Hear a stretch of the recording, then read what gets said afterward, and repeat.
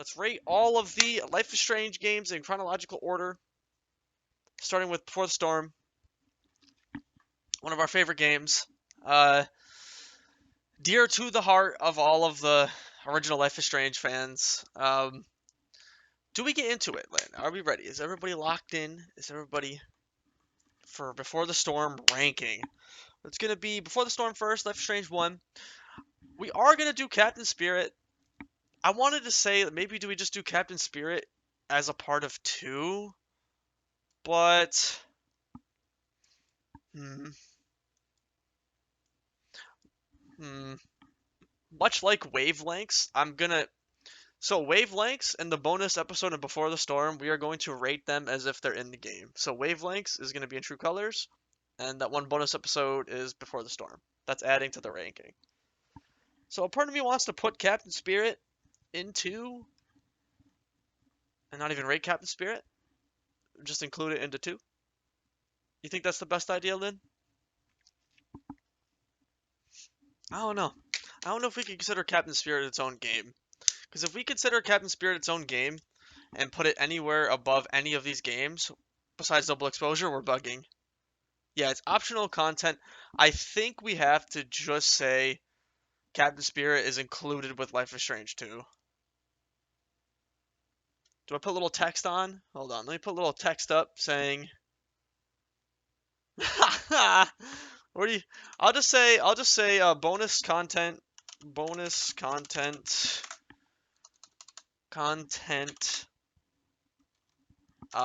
like Captain Spirit, SPIRIT,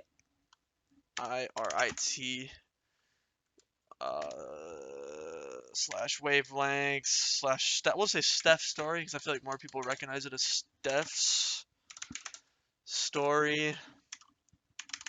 We are ranking, we are adding, we are including, we are factoring in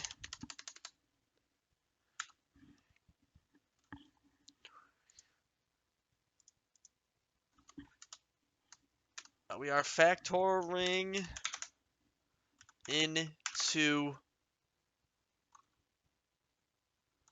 the game. This is bad. Wait, okay, bonus content like Captain Spirit and Steph's story, we are factoring in to the game, into the main game, they relate to. Okay. Okay. That's a little big. Let me just get it a little smaller. And we'll just have that at like the top. Okay. It's a little scuffed. It's a little scuffy wufty, but you know what? It is what it is. Called Garbage Gobbler. Oh man. Okay. Now I think we're good to go. We need to make that clear. Bonus content like Captain Spirit, Steph's story, we are factoring into the main game they relate to. I think that's pretty good. I think that's fair. Because if we were doing Captain Spirit as a game, we'd have to do the bonus episode for Before the Storm, and then we'd also have to do Wavelengths as its own separate game. And when you think about those games as their own separate game, it's not fair, because you can't put, say like you put this game here and then you put Captain Spirit as like a B. That's just a disgrace. Like, even though Captain Spirit's good, it's like an hour. So like comparing to these other games, you'd have to put it as like a D, just because it's only an hour. So that's why we're just gonna factor Captain Spirit as a part of the game it relates to, which is Life is Strange 2. All right. Starting with Before the Storm. Oh man. Oh man. Chronological order. We start off with Rachel's story. So, well, Chloe's and Rachel's story. So Before the Storm definitely has a special place, I feel like, in a lot of the community's hearts. Mainly because it's the first game you actually get to see a lot more about Chloe. A lot of people, they wanted more to see more about Chloe, and Before the Storm is the game where you really get to see some more of the in-depth relationships that Chloe has, and maybe why some of the things that she does in Life is Strange 1, maybe you can understand her more based on what she went through in Before the Storm. Before the Storm, it touches a lot on a friend she meets, eventually becomes more than a friend, Rachel, and it tells a really beautiful story. I think Before the Storm, at first, when I first played it, so this is the second playthrough. Mind you that we replayed all these games in chronological order. And for me, Before the Storm, when I first played it, when I was a kid, I liked Before the Storm. There's a crazy hot take, but I think Before the Storm was better for me as a kid than Life is Strange. Now, people are going to call me crazy. That was as a kid. As a kid. Second playthrough, we'll get on that. I still really enjoyed Before the Storm. I think this game is solid as hell. Amazing. Rachel and Chloe are better together. The main romance of this game is better, in my opinion, than Life is Strange 1. I think Rachel and Chloe have a better connection and bond than Max and Chloe. Just because they're more like... Rachel has like a really good personality that kind of helps Chloe come out of her shell a little bit. And it's really cool to see. And I think also I wanted to do a little something. I have clips pulled up. And I also have a very important thing that I think a lot of these games, without this, these games wouldn't have as an effect to you, and that is the music. I think music, soundtracks, are some of the most important things in Life is Strange. And one of my favorite things is the title menu theme music. So I have pulled up menu themes of each one of these games, and let's listen to Before the Storms. And Before the Storm, in my opinion, is solid. It's one of the best. So we're going to get into this. It's good. Come on. Come on, this is a good opening.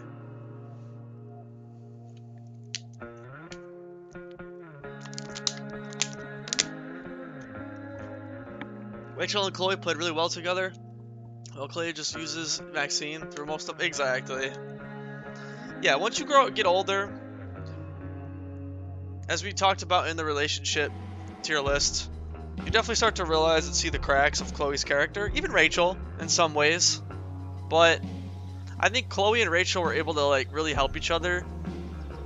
And you could tell that both of them really did care for each other, and it wasn't for something else. It was kind of just, you know, they met each other, they both really clicked. They were both good for each other in many ways. And I think they both had a great time together. And this game was very beautiful. And not to mention all the characters. We'll get into the characters, but just a little quick little, you know, thing I had to do. Let's talk about the characters, though. Let's talk about probably some of the strongest things that Before the Storm had, and that is its characters. Starting with, finally, you get to see a lot more of what happened between Chloe and her dad, and you really get to live some of Chloe's paranoia or, you know, trauma, and it definitely adds to her character a lot. Dad loved this song. They make you go through this tons of times in the game, the dad dying in the car wreck. And it adds to Chloe's character. It definitely adds to the trauma. It makes you almost believe why she is the way she is. Crazy, but we love Chloe. One of the best Life is Strange characters. What a beautiful day. Okay, I think Before the Storm is so good because you actually get to play as Chloe and you get to make choices as Chloe. So we love Chloe's character. She doesn't make the best choices in Life is Strange 1, and you can't change that. But in Before the Storm, you get to play as one of the best Life is Strange characters. And you get to make the choices for her. And you really get to see some of her more, you know, human aspects come together. So I think that's why this game is so strong for me. So you just get this scene, her dad, you know, dying. You wouldn't understand. One of my favorites. Come on, the D&D section where you can play an entire D&D campaign with Steph, Mikey. Cool. That was fun as hell. That was honestly, even though it's tacked on, and it's definitely just to like be a little side piece, it was fun and I did really enjoy it. That is, if you have not done it, it's easy to skip. But if you have not done, if you haven't even played this game, please play it. It's a great game. But just this small little thing is, it's fun and that's a lot. I want to say thanks. For But where we start to get into the meat here is with Rachel, one of the best characters. Chloe finally meets this one girl. Chloe has no one she can relate to, but she finally meets somebody named Rachel, who she meets at a party, who defends her, and they finally start talking, skipping school, and you start to figure out that there's more about her, and they really just click pretty quick. They do some dumb shit, but you know what? I'm trying to... Alright. We do need to talk about them. I know Lynn in the chat is not going to let me hear it down if I don't talk about them. But... let's see if we can find it. David's not going to... David! This man right here. David. One of the stronger characters in Life is Strange Before the Storm. A massive change from Life is Strange 1 to Before the Storm. There are a few things you could make a few, skepticisms why he's such an asshole in Life is Strange 1 versus this game. But in this game, he's actually very well written. He's actually voiced by a different person in this game. And it just sounds really good. He's actually written properly. He seems like he really cares. He cares about Chloe. He knows she's going down the wrong path. And he just wants to help. And he's not an asshole about it here. He's tough love. He doesn't want to, share his emotions and stuff, and I get that as a guy. Fail, but hey, kudos for trying. But he tries in this game. Chloe. And he's not a complete asshole about it. I really meant it. Well written. Good Actually job. care about him. Can we be done now? Damon, calm down. But, just some overall good moments in this game. Definitely worth playing. But we have to talk about one of the main issues with this game. One of the big problems where I think it really holds it back. And that is the ending. The choices. Sadly, Before the Storm doesn't have the best ending in my opinion. It definitely falls flat completely. Like, the last choice doesn't really change anything. You know what I mean? Like, the last choice changes nothing. I get that it's a prequel to Life is Strange, so it can't really change much. But it doesn't have that effect that most of these Life is Strange games have for the last choice. And for that, it definitely drags itself down a little bit. It's an amazing, fantastic game, but the ending is just not what we expect of Life is Strange. Not to mention, it's only 3 episodes. So for that, I'm going to give it A tier for now. A very high A tier. Very high A tier. It could maybe go into S, like low S. It's hard, though. I just think the ending is just not where we want it to be compared to all these other Life is Strange games. And, like, the ending just doesn't matter. How do you feel about that? How do you feel about that, Lynn? The ending just doesn't matter. That's the only problem I have with this game.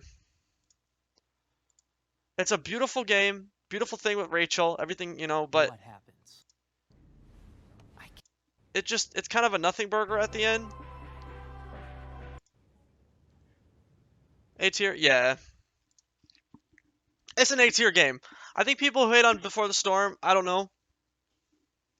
I feel like some people are conflicted about this game, but I really think it deserves a solid A tier. Yo, welcome in. Is that Lev? It's been forever. How you doing? I know you lurk, so I won't say anything, but we're doing a game tier list. I'd even put it into B tier. It's one of the weakest games for me. The ending doesn't matter. That's exactly what, yep, because it's a prequel, but we don't need a convoluted story about Rachel's mother. No, all good, all good, all good. Lev, did you get a chance to watch the romantic tier list before we go to it any further, I'm really curious to see what you think about a romantic tier list we created yesterday. I really am curious to see what you what you would say about it. Yeah, I can see upper B. It's just the ending. The ending kills this game completely. It's a prequel, so it's hard. It's very hard to give it that good. I'm very curious to see what you think about our romantic tier list.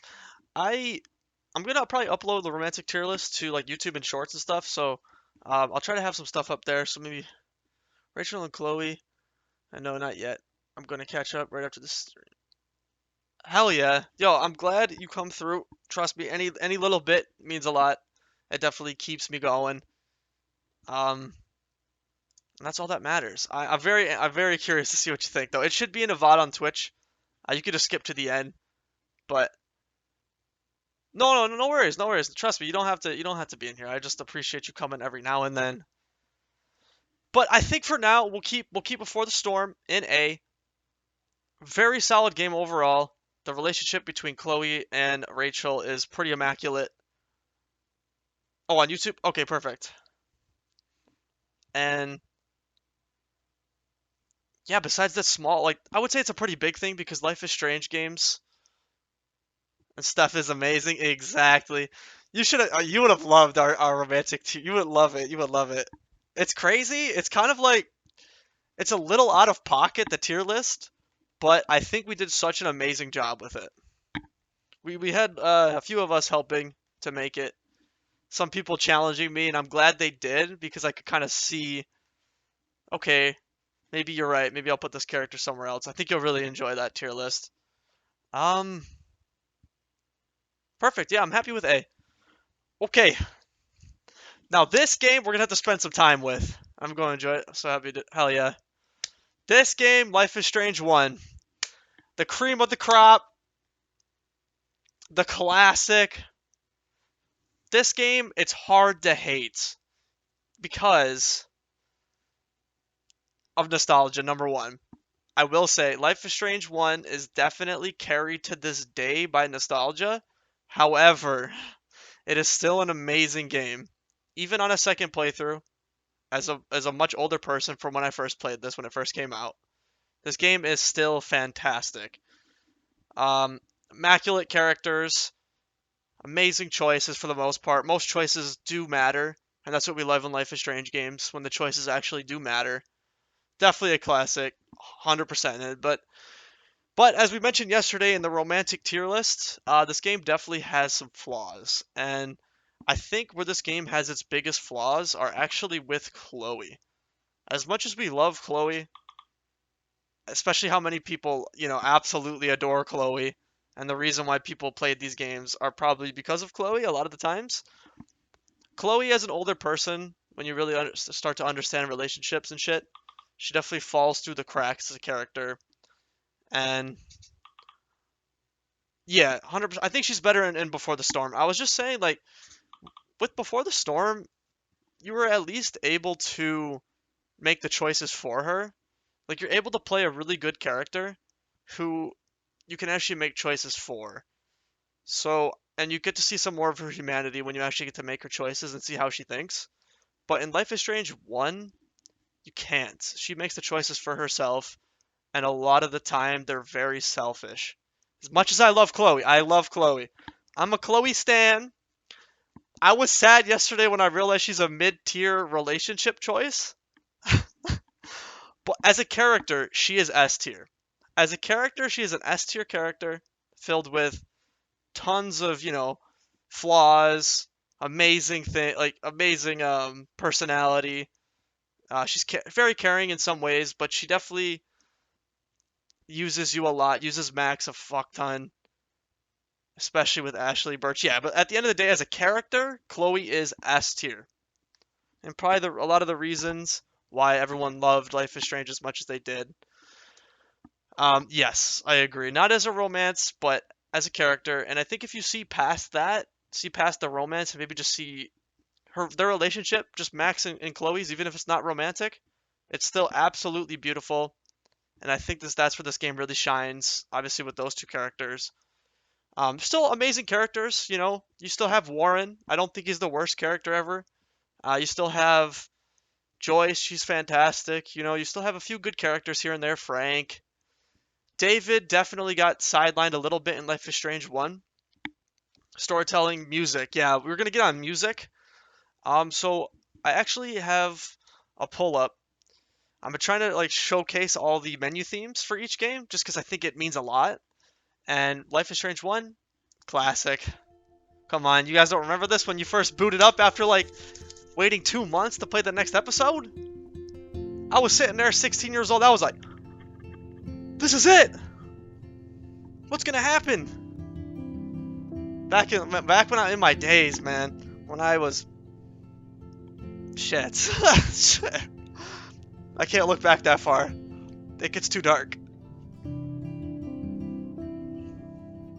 Beautiful. It's nothing crazy, but it really is just a classic, and it brings back a lot of memories just listening to this. Yes, episodically, so much fun.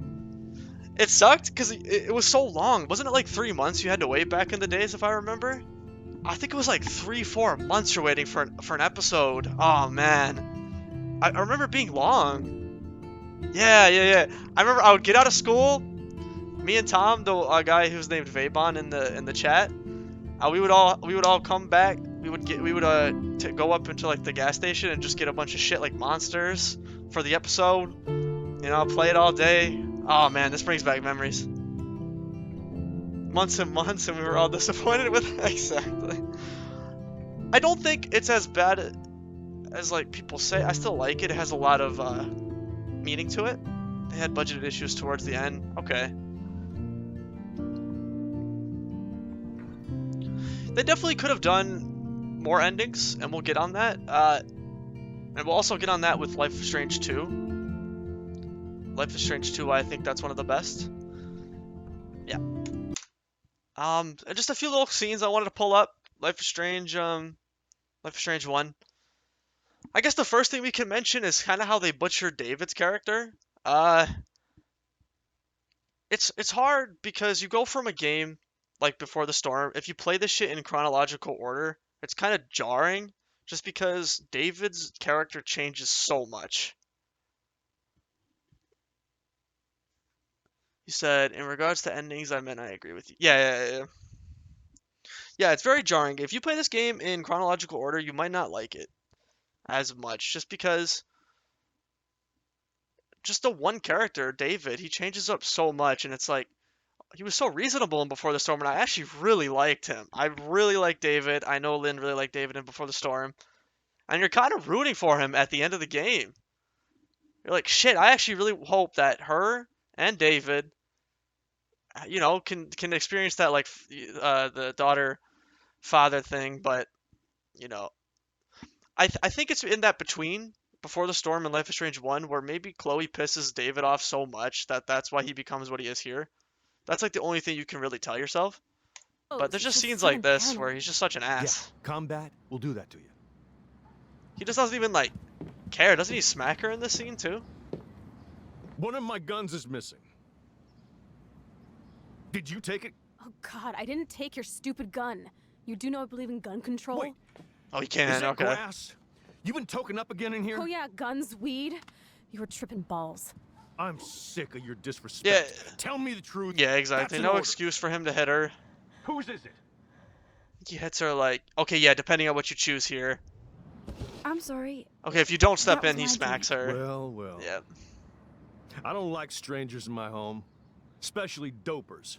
So you're bringing drugs in Dopers. my home. How about if I call the police? That'd screw up your spotless Blackwell record.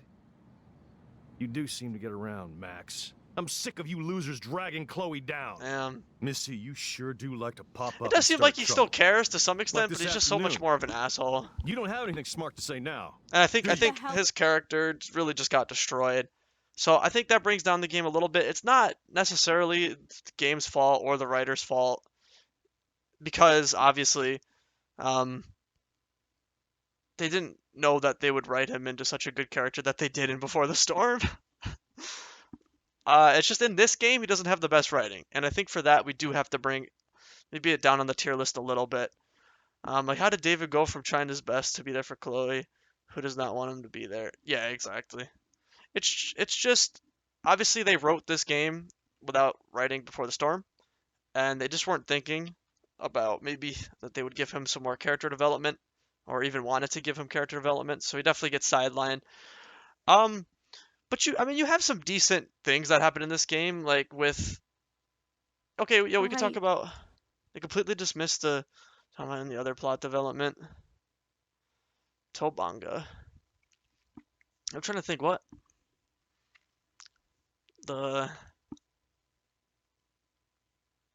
Yeah, there was definitely a lot of plot holes. I agree. I wouldn't say this fell through. Oh, the totem. Okay, okay, okay. I wouldn't say this completely fell through the cracks because it has a good ending where if you save her, she survives, I guess. But what kind of sucks is she still dies if you pick the ending where Chloe survives. So it's kind of fucked up. Just a little bit, right? Because she still dies if if you want Chloe to survive. I see, I see. Okay, okay. So I like that. She had a good story. Definitely sad and very relatable. And I think that's what Life is Strange 1 does. That's what we're going to talk about with Life is Strange games. They do a really good job at making you relate to the character, even if this character has powers like Max and, all the characters. It makes you really feel like you're in the shoes of them and you can relate as much as you can, even if they have powers. And that's what's so good about these games, and I think why a lot of us connect to them. And I think Life is Strange 1 does it the best. One of the best. Yeah, making you sad 100%. The ending of this game, probably one of the best endings in a Life is Strange game. I would say one of the second best, probably. I want proof you can So much time. emotion, because that Chloe, as we already touched on, the Chloe Max relationship, very, very, very high S tier relationship. Even if it's not romance, the relationship is still S tier. Just all the amazing times, all the stuff they do Seriously. together, how they always have each other's back. The dark room was sick too. The powers were the most advanced powers we've ever had in a Life is Strange game in terms of like writing. This must be the crap that Nathan gets from Frank. Like writing like time travel and all this stuff is really difficult. So I think we do have to give them the benefit of the doubt here. And I think we have to give them some props. I think they handled it very well. Considering this was a time before, like, I feel like rewind and, time travel was as much looked into.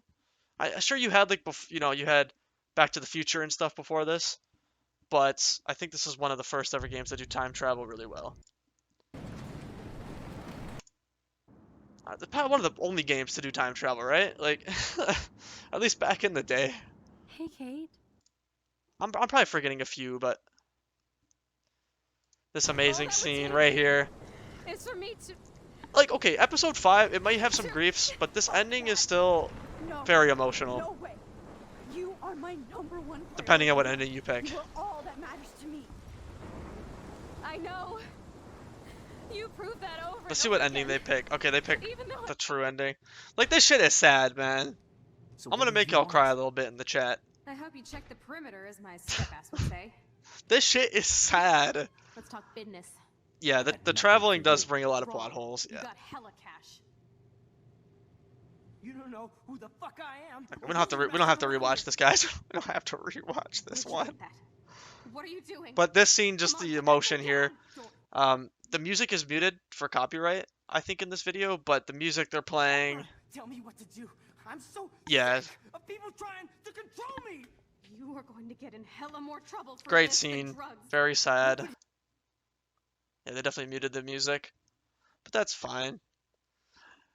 But that's the one thing we do have to talk about too, is the music. Life is Strange 1, definitely one of the best soundtracks out of the series.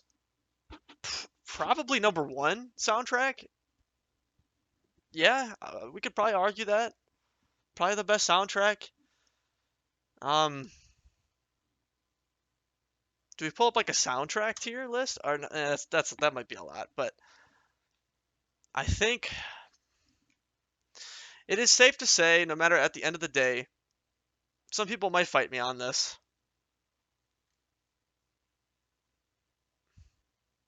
But I think Life is Strange, no matter what, the original, has to at least go into a low S tier. A very low S tier, but I think it makes the S tier. If we can talk about maybe why it would not be S tier. But I think with all that stuff we talked about, it's tough though. There is a few flaws. It's just hard. It's hard not to put this game into S.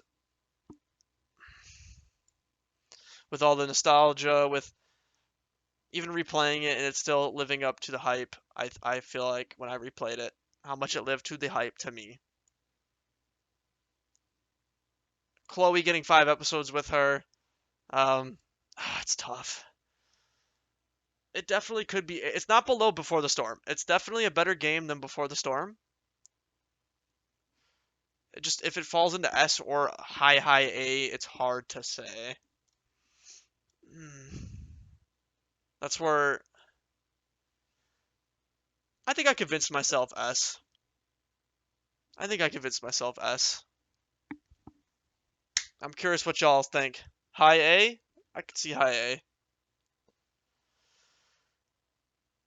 You agree with S? Yeah, I think it's like very, very low S. Like, but I think it has to make the S tier. S tier is like a very legendary tier, you know, it has meaning. It's always something you'll look back to. You'll remember it for the rest of your life. And maybe if you were to play this game nowadays, it wouldn't have that impact on you. Maybe as much as it did if you played it when it first came out when you were much younger, but for me, this game will always remember for the rest of my life. And the way it made you feel and how you related to the characters, I think this game did it the best. Yeah, honestly, in the Life is Strange series, I think this game does it the best. Yeah, the pacing's annoying. Besides what they did to David and a few other things, and Chloe sometimes being a complete, what's the word for it? A maniac. She's still lovable and still an amazing character with flaws, and we love flaws. So, and Max too. Let's talk about Max. Right? We didn't really talk about Max. Max, I didn't relate to as much at first throughout the game. I kind of didn't really like Max. I was more playing when I first played. I was more playing for Chloe. I really loved Chloe. Max, I felt was kind of stale. But I think as you play through the game, you start to see like some of her nerdy aspects come out, and you start to see how she kind of deals with situations, even if you're making the choices. And I think at the end of the day, Max becomes very lovable. Reed is biased. I am biased to blue hair. Back in the day, especially, I did have a thing for the gothies. You know what I mean? Shit, I need water. I'm definitely getting sick. Definitely gets better. Even Stella notices by the end of 100%. Yeah, Max really comes out of her shell when the powers hit. That's a good point, Lev. I think that's probably what they intended to do. Yeah, like kind of make her really stale, boring character. But by the end of the game, with the powers and stuff, I think she really the gothies. I'm telling you, I was hunting.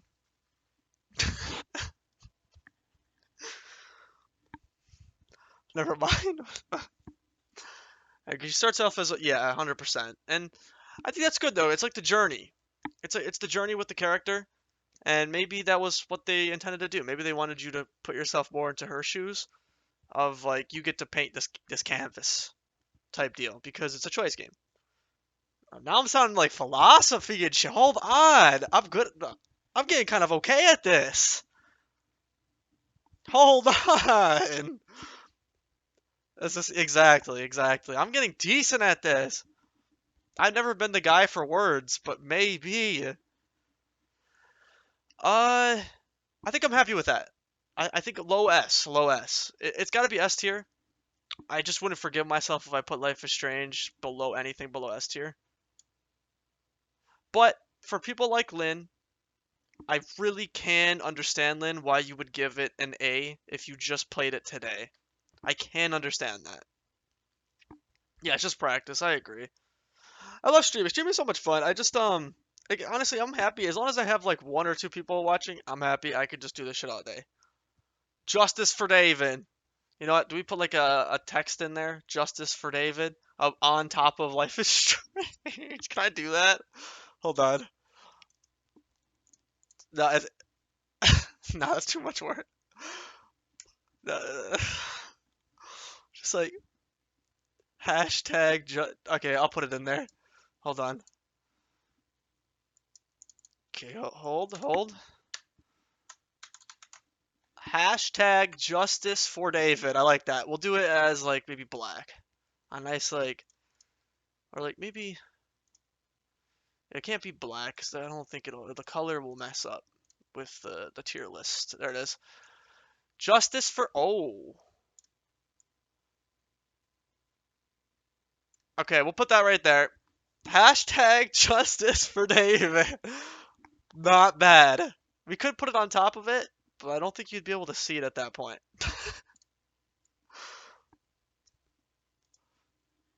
Well, a little bigger.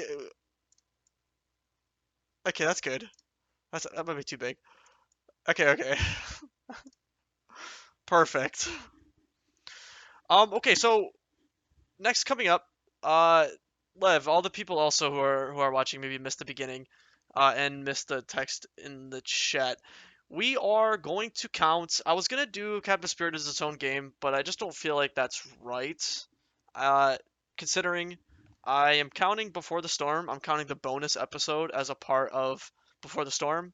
I'm counting Steph's story as a part of True Colors and just adding to its, and then I'm also counting Life is Strange or Captain Spirit as Life is Strange 2.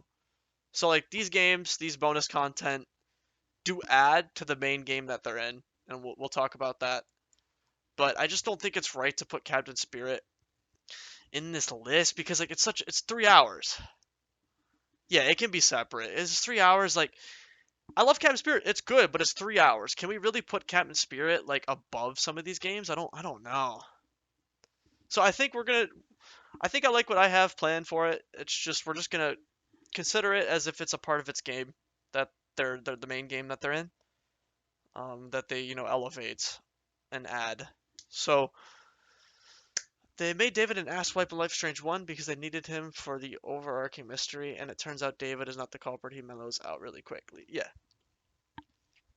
100%, and that is why Justice for David. It's great, but limited. Yeah. Yep. Okay. All right, y'all. I'm just going to start out the gate. I think, okay, Life is Strange 2. I'm going to start out by the gate and just immediately rate it, and then I'm going to get into why. Okay, so for me, Life is Strange 2, when I first played it as a kid, when it first came out, not as a kid, but I was definitely much older at the time then, I don't think I enjoyed it as much as I should have, and a second playthrough really made me realize how, like, god tier this game is. A second playthrough, and eventually just growing up and looking back at all the Life is Strange games, and I'm like, 2 is the best. 2 is like Life is Strange 2 is so damn good. All the areas you go to, like, how many areas do you think you go to in this game? 30 plus? We could sit here all day and talk about them. All the areas you go to and just how beautiful the scenery is. And this is when you can tell they start to get some money and they really start to invest in their the graphics, the art directions, even more better music. I mean, this game does have one of my favorite songs by the Gorillaz in it. So many amazing songs, and I sometimes every now and then when I'm trying to sleep, I find myself listening to this soundtrack. I could actually pull it up for you guys if you guys ever want to listen to this. Maybe I search up Life is Strange 2 Winter ambience, and I listen to this all the time. This just makes me happy. Don't lie to me ever again. Like, I just sit here, I could listen to this all day. So many good memories. Yeah, Senor Poppy, Esteban, some of the best characters in Life is Strange. And I think that is why I love this game so much, because you go to so many areas and you meet so many actually amazing characters, even though you only get to meet them for sometimes not even an hour. But some of these characters are so good, so well written for that small amount of time. And like this just beautiful soundtrack. Like, man, I could listen to this all night. So peaceful.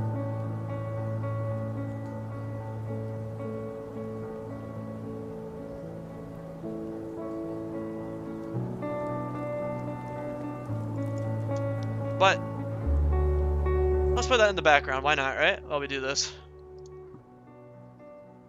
Oh, why is it all up on the screen? YouTube, that's new. I don't like that.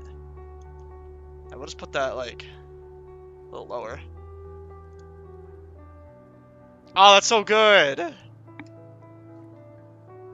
This game, easily high S. Not many flaws if you look back to it. I think we'll talk about the flaws at the end, but I really want to get out some of these positives. Or should I do flaws first and then do positives? What are we thinking? We did a lot of positives already. I could do like the one flaw it has. 1 or 2 flaws it has. But I think it is the strongest S I can give it in a Life is Strange series. Just from the characters, everything itself. But I guess let's get into a few flaws now. So I looked back and I really asked myself, like, what are the flaws of Life is Strange 2? If any. And I think the only flaws I noticed, well, 2 flaws, is 1, Finn. Finn is kind of a flawed character. Yeah, yep. Yep, I've got it. Yep, Finn. He's flawed. He's the one character I found in the entire thing where he's super flawed. And it's a little jarring. Also, yeah, Finn... It's a little jarring, where even if you romance this character, he'll still go against what you want and do some dumb shit. I like the music. This is good. We gotta play this for the rest of the tier lists. Hold on, I should have done this from the start. But it's jarring because he seems like a good character and he's gone through some shit and he talks about his dad and everything and how his dad screwed him over. And at the end of the day, he kind of does the same to you. Does he kind of redeem himself at the end? Yes. If you do talk to him when you're leaving the hospital, he kind of redeems himself as a character. But yeah, he jeopardizes you for your safety. And it just seems like he's more in the game to fill the plot twist. Not even the plot twist, but just further the plot. And it just wasn't written enough for him to do that to us. He kind of redeemed himself, yeah, but he still used a child. I think he's the biggest flaw of this game, and it kind of just breaks down to the end of the day. He was just a character to fill a plot hole, and not a plot hole, but you know, a plot point, and just keep the game moving. Yeah, a plot device, 100%. I agree. Yeah, using the child to steal out of pocket, even though he knows how much we've done for Daniel. You know what? I didn't think about that. I see the point of that. So you're saying that the biggest criticism is that it's very political. I can't agree with that, especially what we're going through now in America. You know, like all the deportation and everything. I do think it's an important thing to talk about. It's not necessarily bad to talk about. They do sometimes shove it in your face. Like, they definitely make some weird remarks where it's like, do white people really talk like that? Yes and no. I meant back when it was released in 2017. Yeah. I don't think it was as... Yeah, you know what? That's when... I remember now. 2017 it released when Trump was just doing the walls, right? When he first announced that he was going to build the walls. I'm pretty sure.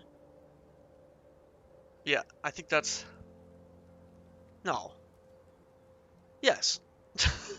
I'm pretty sure that's when they were talking about building the walls. Yeah, about then. Yeah, but things have gotten bad now. So, maybe they were onto something. Maybe they were onto something. No, but I do agree. I think at times it felt a little weird when they just bring up random, like, racial slurs and remarks and stuff. the biggest time was when you first got captured by that one racist dude at the gas station. I can see it being an issue, and I'm glad that they showed people like basic whiteys like me. Some people don't realize that this shit is happening, and I think it can be a good thing to show.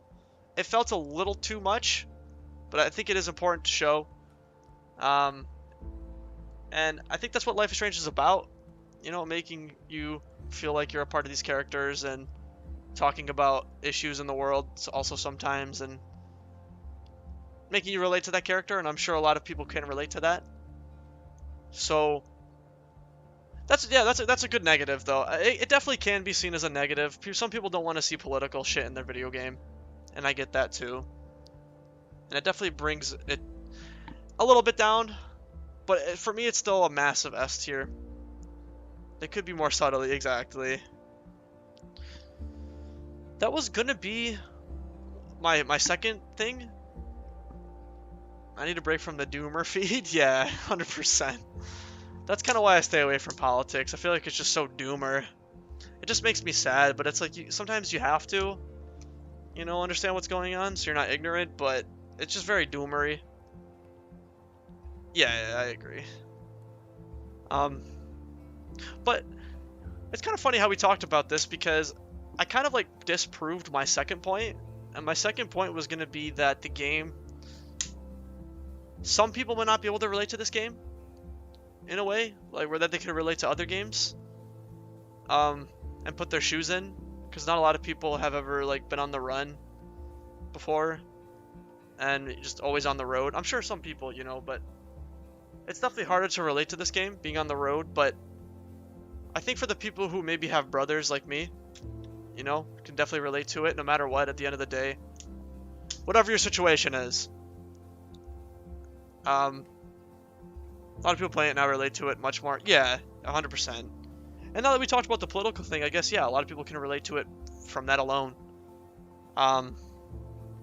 So I kind of disproved that. We disproved that, which is nice. All in all, fantastic game. I really don't have much to say about it. I'll pause this quick. I did want to play this song because I really like the song. This song is so cute in Captain Spirit. They played a lot, but this is a W song. But this shit's good. Like, let me turn this down a little bit and we can talk. We do have to talk about all the amazing places in this game. One, the grandparents' house / Captain Spirit. Two, even like Esteban's house. Esteban as a character, god tier. I still remember the porch with Lila. I feel like you always remember that. Even the motel with Brody. Brody in his car. All this traveling. The woods, not to mention. Let's talk about the woods with the boys. With the homeless. Yeah, so much. It brings you back, to say the least. It makes you feel like you were there at one point. Being in the grandparents' house, it definitely reminded me of when I was young in my grandparents' house, just chilling, playing with trains and shit, which they do play with trains in this game too. Yeah, landscape's fantastic. Whoever designed the landscapes, the areas, how memorable this shit is, it's up there for me. And it doesn't have many flaws. And let's play the menu theme. That's a banger. Very chill, but god tier either way. We could play a little bit of some clips at the grandparents' house. Oh, you know what also I really liked? It's small, but let's see if we can find it. Where is it? Very small, but I love this place when you go out to get a Christmas tree, and then you first meet Cassidy out here getting a gift. Amazing. Great area. I always remember that. I love snow, and I feel like snow adds so much to a landscape. Even though I hate driving in it, it's beautiful. And it definitely makes for memorable areas. And let's talk about the woods with yeah, Cassidy's voice. You know what? Very good voice actor. I don't know who voiced her. Fantastic voice actor. Let's go back in. Okay. It's very, like, we talked about it a little bit in the romance interests, but she's so damn sweet, and she's so welcoming to you instantaneously. And that voice. I was simping for her. I was fighting for Cassidy. I was fighting for Cassidy. I was fighting for her in the tier list. Great. Oh, damn. But the weed farm, that shit's memorable as hell. We should go. They might not. Even the hospital. The what? Yeah, not the. I'm cooked. The sand. The creepy ass cult church. This game is peak. And you finally get to meet your mom in between, because like throughout the game you're. You know what? I'm sure a lot of people can relate to this too. I'm sure a lot of people had their mom leave. You know. I'm sure there was a lot of single dads who, you know, kids have grown up in those environments. I think Lila should have been an option from the developers more than just at the end. It's funny. We actually put Lila as, she's obviously not a romantic interest, but I did put her in the tier list as like a notable mention. And we agreed we can't put her in the tier list, but we agreed as a character, she's S tier. S tier friend. S tier friend. Especially if you get the right ending with her, if you keep calling her throughout the game, which we got at the end. Let's see if they get it, actually. They might, depending on what they get. Nope, they did not. Well, actually, they did. They did. No. I think they did. Let's see it. Now reunite. You can burn down our. Creepy ass cult motherfucker. The wall. Killing every. Yeah, that was sick. Okay, he definitely got the good ending like we did. Okay, then you gotta go through all of this, and then this scene with Lila.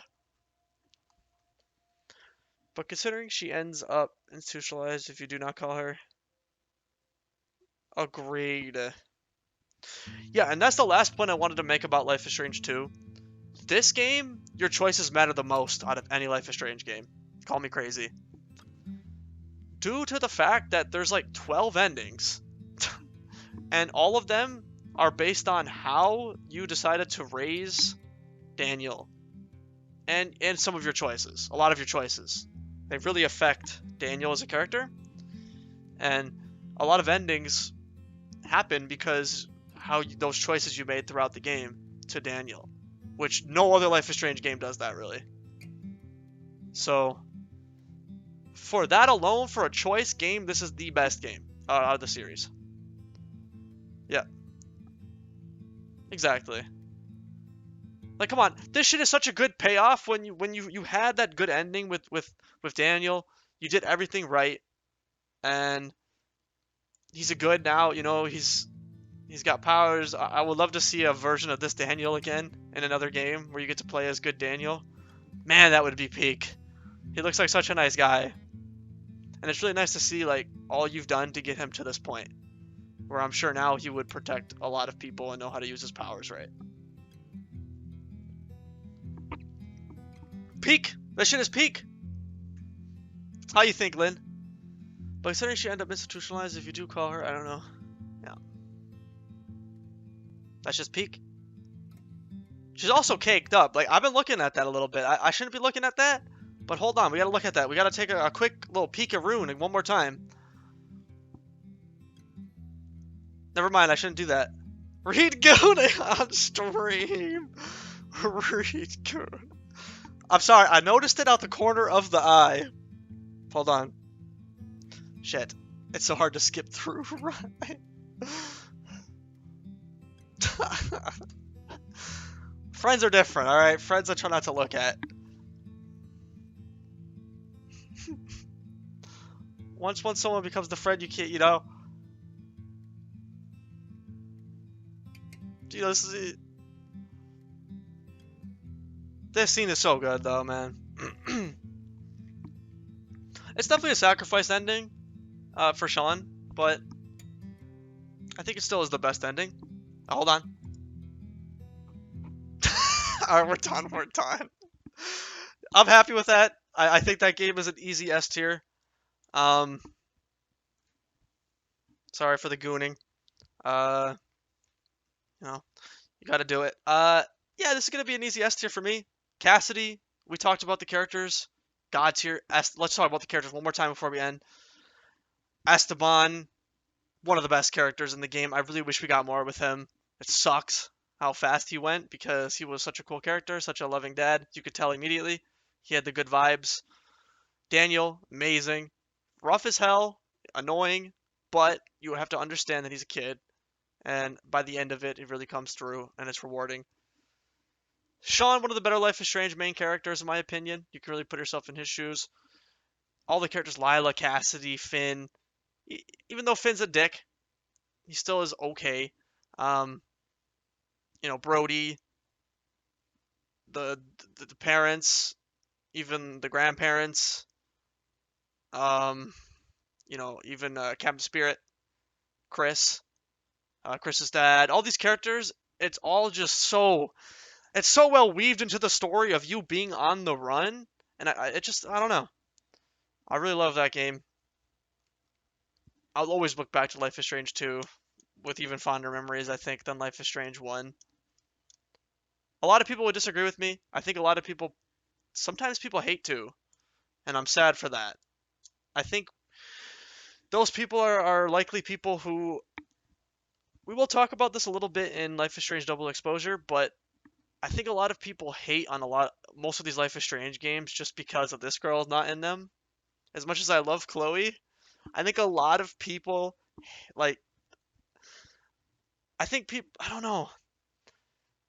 Without a game without Chloe in it, I feel like people just write the game off half the time.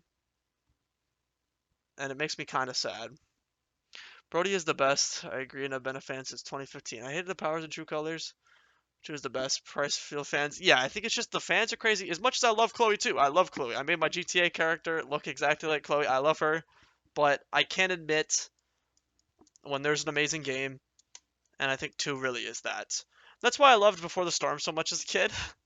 And it's still a good game. But I think when you get older and you really start to understand more of the world, I think 2 is just a peak game and better understanding of games and just writing. That's just peak. Alright. Alright, y'all. It's True Colors. This game right here. This game right here, my first playthrough, when I was rushing through, I was looking for something different. This game, this is one of the harder games to rate in my opinion. And I will say on a second playthrough, this game absolutely blew me out of the water. What's crazy is right now, out of all these games, I actually almost want to give True Colors another run through right now. For some weird reason. And I think, for me, the reason why True Colors I love so much is because I think this game relates to me most right now in my life where I'm at. Just trying to find a place, to call my own. And I think this character and the story and how they bring everything together is very well done. The powers, maybe not the best. The powers are definitely more weaker end, and the game is much slower than the rest. It does drag at times. And like you said, well, we did as wavelengths technically. Yeah, I loved wavelengths actually. I didn't think I would because the game got a lot of hate. So everybody not familiar, this game has bonus content called Stuff Story Wavelengths that we played before True Colors, and a lot of people don't like that game, but we gave it a go, and I absolutely loved it. I loved playing as Steph, getting to see her, her side of just as we talked about it in the romance option. I'll say it here now, even though you probably haven't seen it, Lev, but we did rate Steph as the best romance option in a Life is Strange game.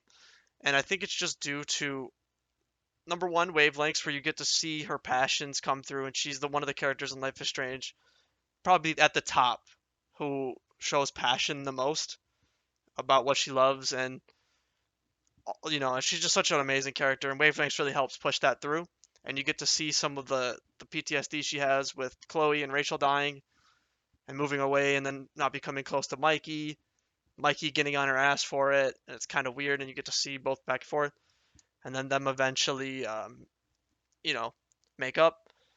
And it's honestly, True Colors is a really beautiful game. I love this. We gotta talk about it. The mocap in this game, fantastic, one of the best. They really stepped up the animations of the characters, the sceneries. I need some water. Holy shit. I'm getting sick. Yeah, Steph, I think we'll talk about, we'll start with the characters. True Colors has the strongest romance options, I think, in all of Life is Strange games. Lynn with the hydrates. Thank you, Lynn. We have no Tom tonight for the hydrates. Thank you. I brought out for being, I'm definitely going sick, so I got Powerade and water. Trying to get as much. Yeah. But Life is Strange, True Colors. Holy shit. Left 2 with the hydrates. I'm gonna keep going.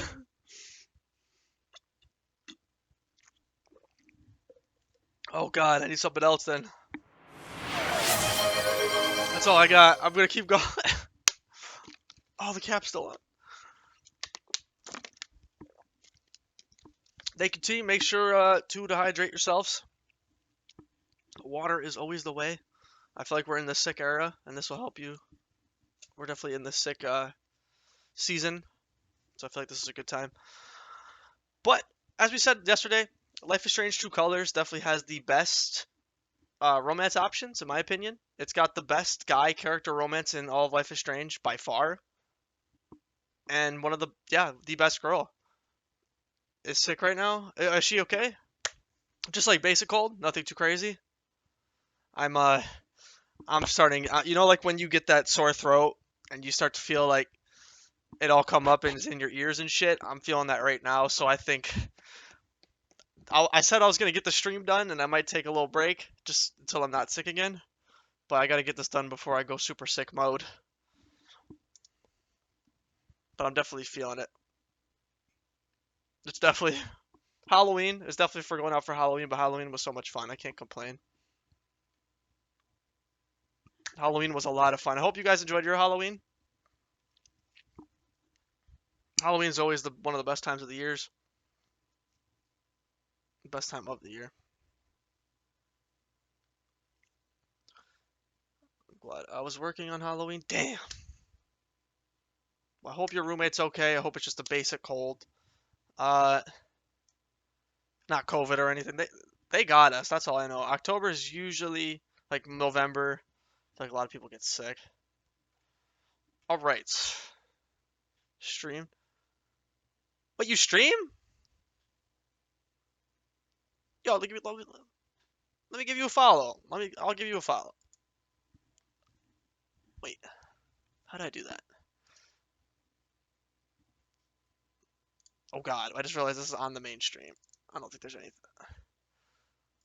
I hit you with that fast follow. I'm sure it'll notify me when you stream. I'll definitely come in sometime. No, I'll definitely come in sometime. Hell yeah.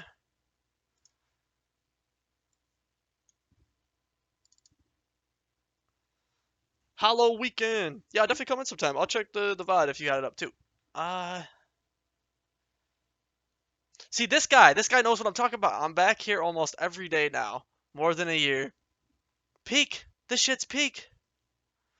I think I told you about it, but the night before Halloween there was a sexy cheerleader yeah, I only caught her as she was walking up, and I could see her ass cheeks peeking out. Oh god. Oh god. Dude, I learned.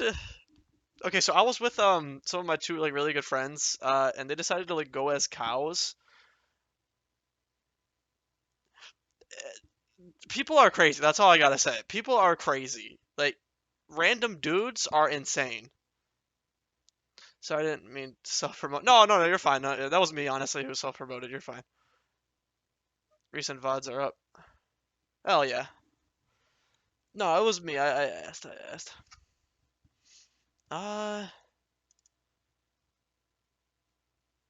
Oh, sorry, we're looking at these comments. I'm trying to just justify why I like this game more, but we're on True Colors. All right, we gotta go to True Colors. We gotta go to True Colors. Okay, True Colors. As we said, best romances in Life is Strange. Ryan, really good. We talked a lot of it yesterday. And Steph, the best girl probably in Life is Strange. And I think that really elevates Life is Strange True Colors. The romances in Life is Strange are a big part of the games, probably like 30-ish% of the game. But for True Colors, it really even goes higher. And I said the first time I ever played True Colors, I said Steph and the romance with her really carries that game. And I think playing it a second time, I think the game now stands on its true feet. But I do think Steph still carries the shit out of this game. That's why you recognize Steph 100%. Let's all be real. We all wish we could meet a girl as good as Steph. Even Ryan. Ryan's a good dude. We talked a lot of him yesterday, and my rating really went up for him yesterday. I didn't think I was gonna put him where I put him, but talking about it and really talking through all the characters, he's definitely high up there too as a character. At least Steph did not abuse Alex like Chloe. Yeah, Steph is always like super caring, super passionate about stuff. We love that. Steph carries heavier, bolder than. Yeah, exactly. Ryan is your favorite? Hell yeah, you'll love our tier list then. They've really convinced me with Ryan. They've really convinced me. Ritsky really, and Tom, and they really convinced me about Ryan. I had to really like sit back and think. We really brought him up the tier list, to say the least. She's just an S in general. Yeah, she's just an S. She's an S tier character, S tier romance, very well written.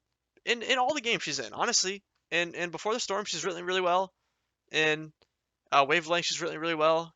And in True Colors, she's god tierly written.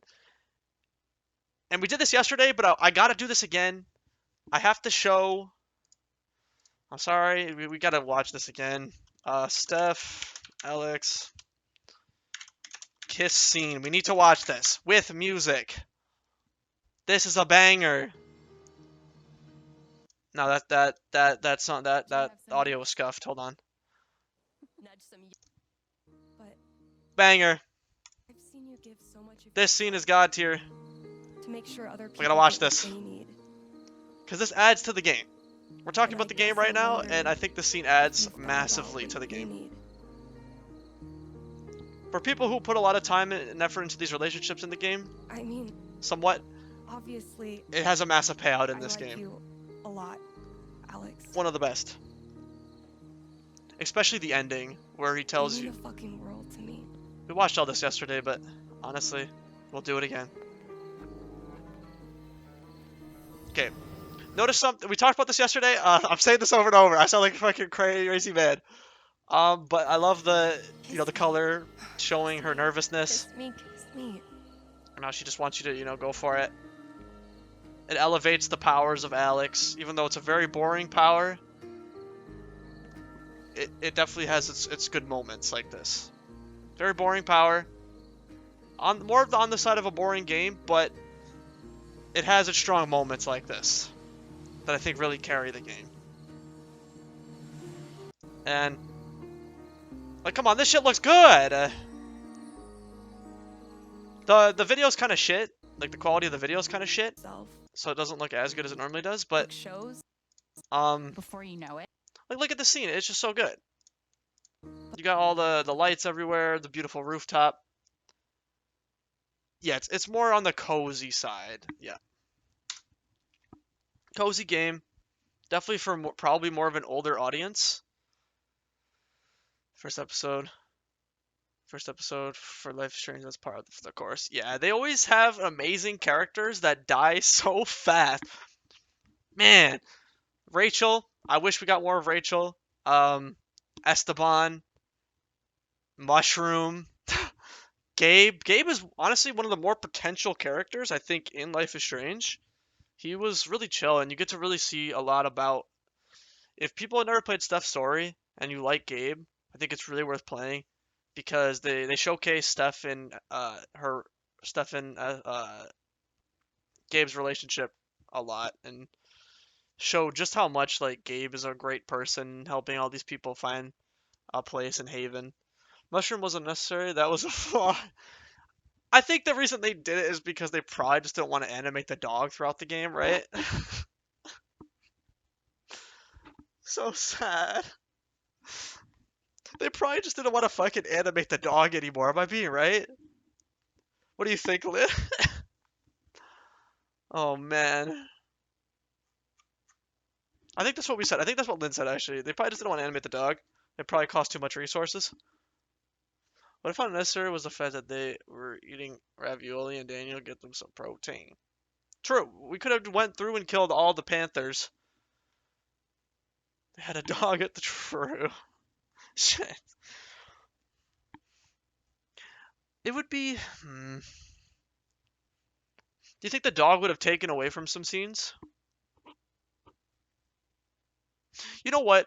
The dog should have made it up until you go to the grandparents, and then the grandparents take the dog. You leave the dog at the grandparents' house. I think that would be perfect. I get the reason they did it. It's to build some, emotion stuff with the characters. But I think it would have been better to stay at the house. You can still have the scene where Daniel has to let the dog go and is super sad. But, so it's still, you still get that scene. It would probably have the same feeling and it wouldn't be as sad. Because at least the dog survived. And it would make more sense. But 50-50. But they did just leave the body, true. They said, screw eating that. We're going to our grandparents' house. I guess you could see that as a flaw, yep. And then as we've been doing with all the Life is Strange games, the opening theme, I think True Colors has one of the better ones. This is a banger. Not to mention, you get this beautiful scene of Haven in the background on the main menu theme.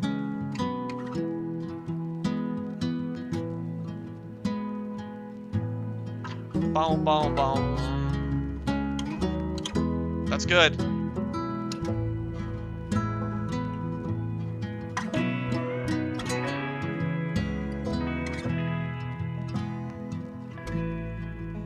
Banger. Okay, that's a little loud. I wasn't ready for that. But it was good. Very good. Basic song. Probably one of the better songs of Life is Strange. Like top 15. Very good.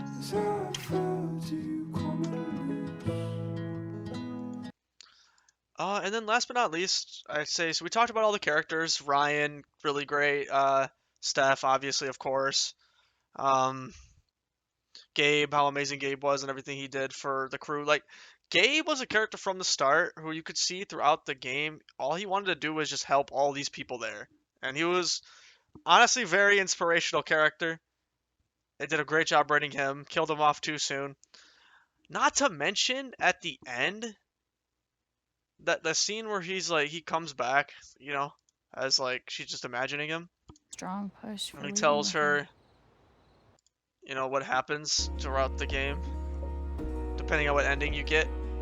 Shit's beautiful, man. That shit is beautiful, especially if you get the Steph ending. Very good.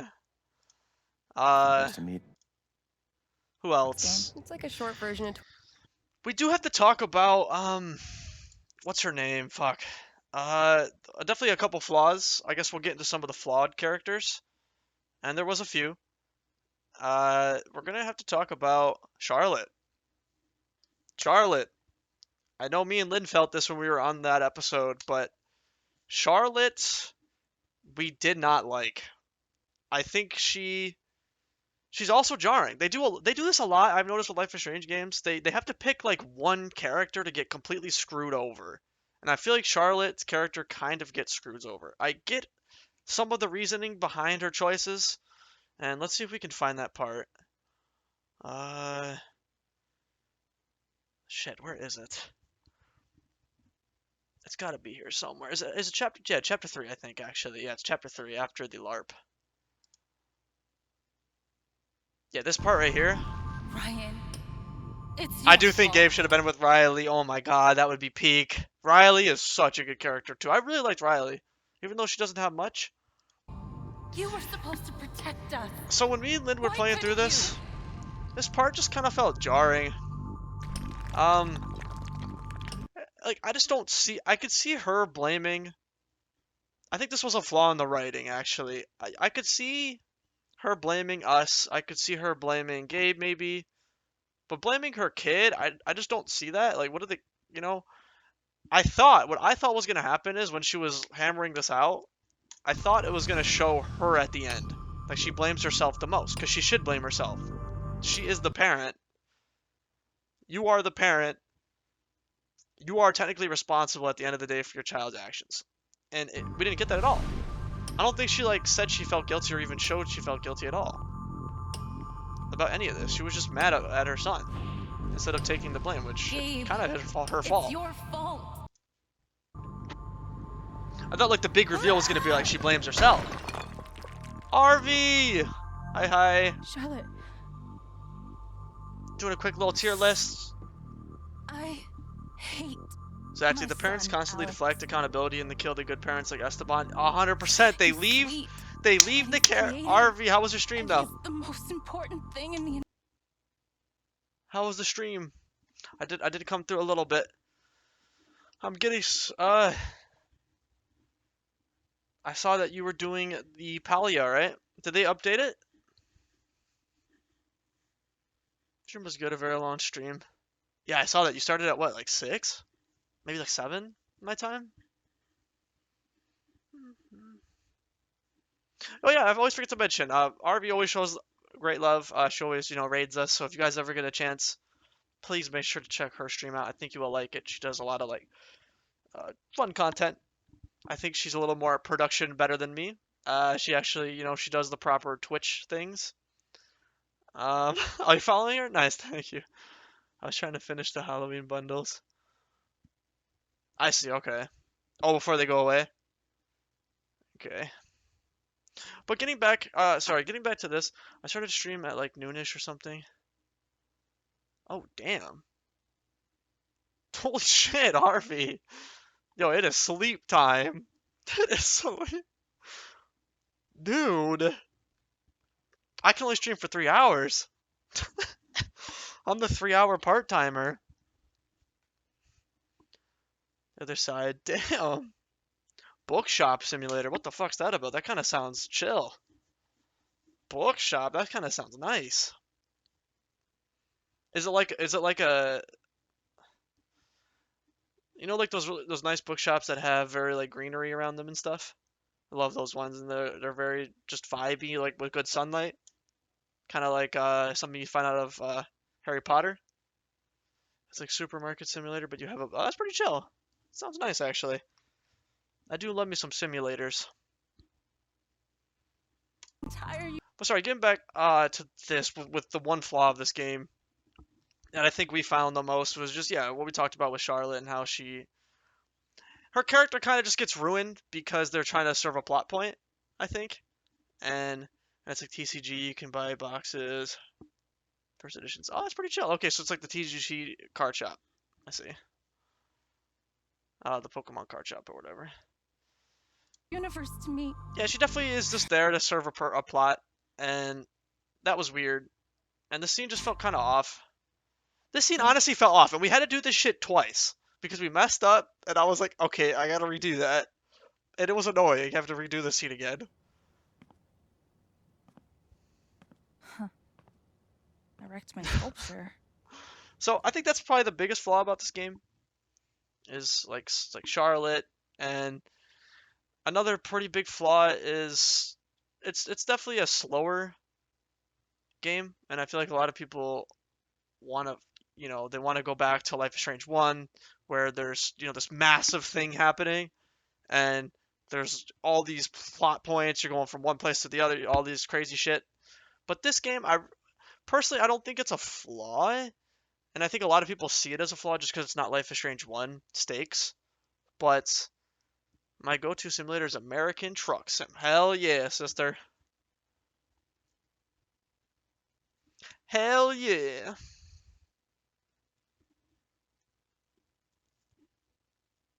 Just so. But like playing this as an older person and where I'm at in life, I just really feel like I can relate to this game the most out of all of them where I'm at right now. So for that, I really want to place it high. It's just hard to rate this game because it is slower, it's cozier, and for some people that could be a good or bad thing. But for me, I actually really enjoyed it the second time around. And just I guess we do have to talk about the ending. So for the massive reveal, so the big thing that you're working for in this game, you're trying to figure out. It definitely has replay. Yeah. You're trying to figure out in this game. Also, this scene was beautiful, where Gabe comes to you, Okay, and he's do telling now. you relive all these scenes that happened as a You are kid. 10, I am 14. I really like this. This was great. Our mother is sick, so is our father. But it's a different kind of sickness. This was honestly really really good, and just getting to relive these scenes and seeing what Alex was going through, especially being like an orphan her whole life, half of her life. But I hate the ending. That's yeah. Even though I like we're trying to get to people on your side throughout the game. Yeah. That's what I was gonna say. I think that's the biggest flaw about this game is the ending of just like the reveal of Jed being evil. I don't think was horrible, but it was a little crazy. Like you definitely wouldn't have expected that because I loved Jed at first. He was so cool. He was so nice. We loved Jed at first. We're like, oh, Jed's a Giga Chad. He's the best. And then just all of a sudden, just shoots you. Like, before you even know it, boom. What the fuck? Yeah. It's just for the ending, the main thing is really just who gets to side with you. That's basically what your choices come down to, is who sides with you. I think that's why I rate this game's relationship so highly, is because the relationships make the best endings in this game. I think what this game really shines is when Gabe starts talking to you at the end, and I feel like this is where our choices really matter, depending on what Gabe tells us here. And that's why I love like the one half I don't really care for, with the whole like Gabe dying and who was responsible and all that stuff. It just felt like it fell flat. But the other half where Gabe comes to you and tells you, all of your life that's going to happen from here on out. I think that shit was done probably one of the... And it was done to like a Life is Strange 2 point where they show the future. And I love that. maybe leaving would be better. He just tells you everything that Tears happens. Of being a music snob finally pay off. Depending on what ending you get, but the Steph ending is beautiful. Like, this shit is peak. And little by little, time does its thing.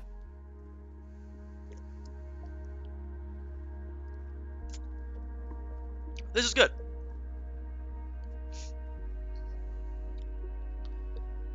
It's very beautiful, and depending on whatever ending you get, I feel like it's pretty satisfying. Just because of the romances, they carry this game. Exactly. Become an actual musician. Live in a van. Travel. That's good.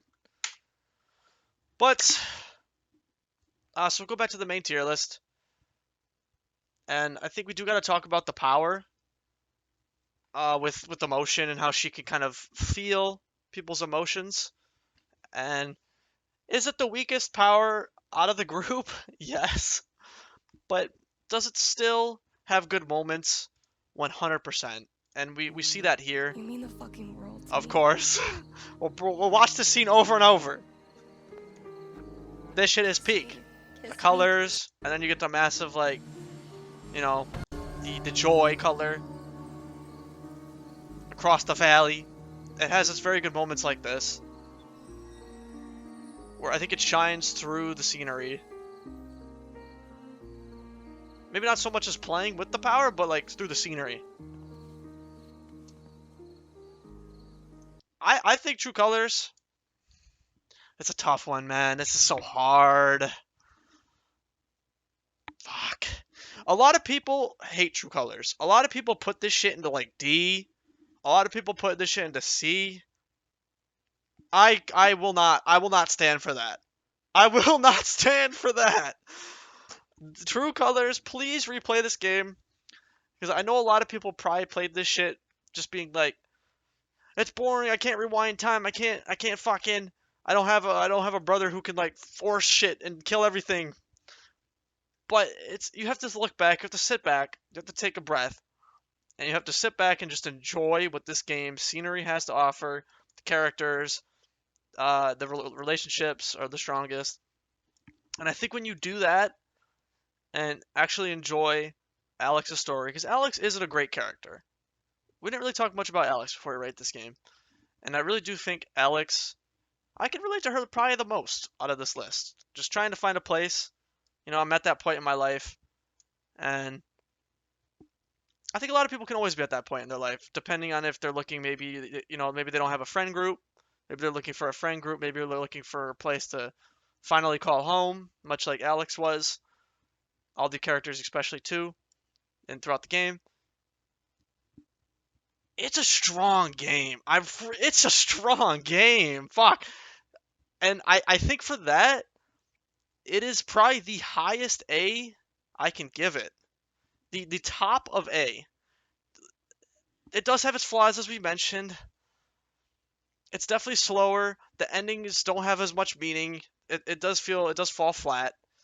And it's sometimes you're just not interested throughout the game. But the writing is pretty strong. There's really not many plot holes. I might be talking myself into an S here. Fuck. I'm thinking. People hate True Colors, and it makes me so sad. People put this game at like a D, a fucking C, and it's just sad. Just give it another try, please. Have a different perspective on it. Don't think about Chloe. Just have a different perspective, and I think this game really shines.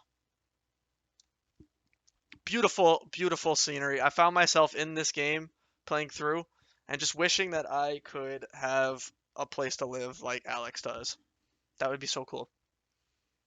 I hate double exposure. We'll get to double exposure. Can we talk ourselves into an S with this one? I just think the negatives are too high to talk it into the S, and I don't think we can put this game into S. But I do think it is better than Before the Storm. You get way more content out of it than the Before the Storm. Before the Storm only has like one ending, and it changes nothing. So it's definitely a better game than Before the Storm. Better characters too. I mean, if you think about it, Before the Storm only has like 4-ish good characters, 5 good characters. This game, a lot of good memorable characters. Maybe some not the best writing, but yeah, I agree. The ending just didn't. It felt rushed, very rushed. I think that's the best word for it. Very rushed ending. And for that, yeah, we can't give it an S, but we can definitely give it a super high A.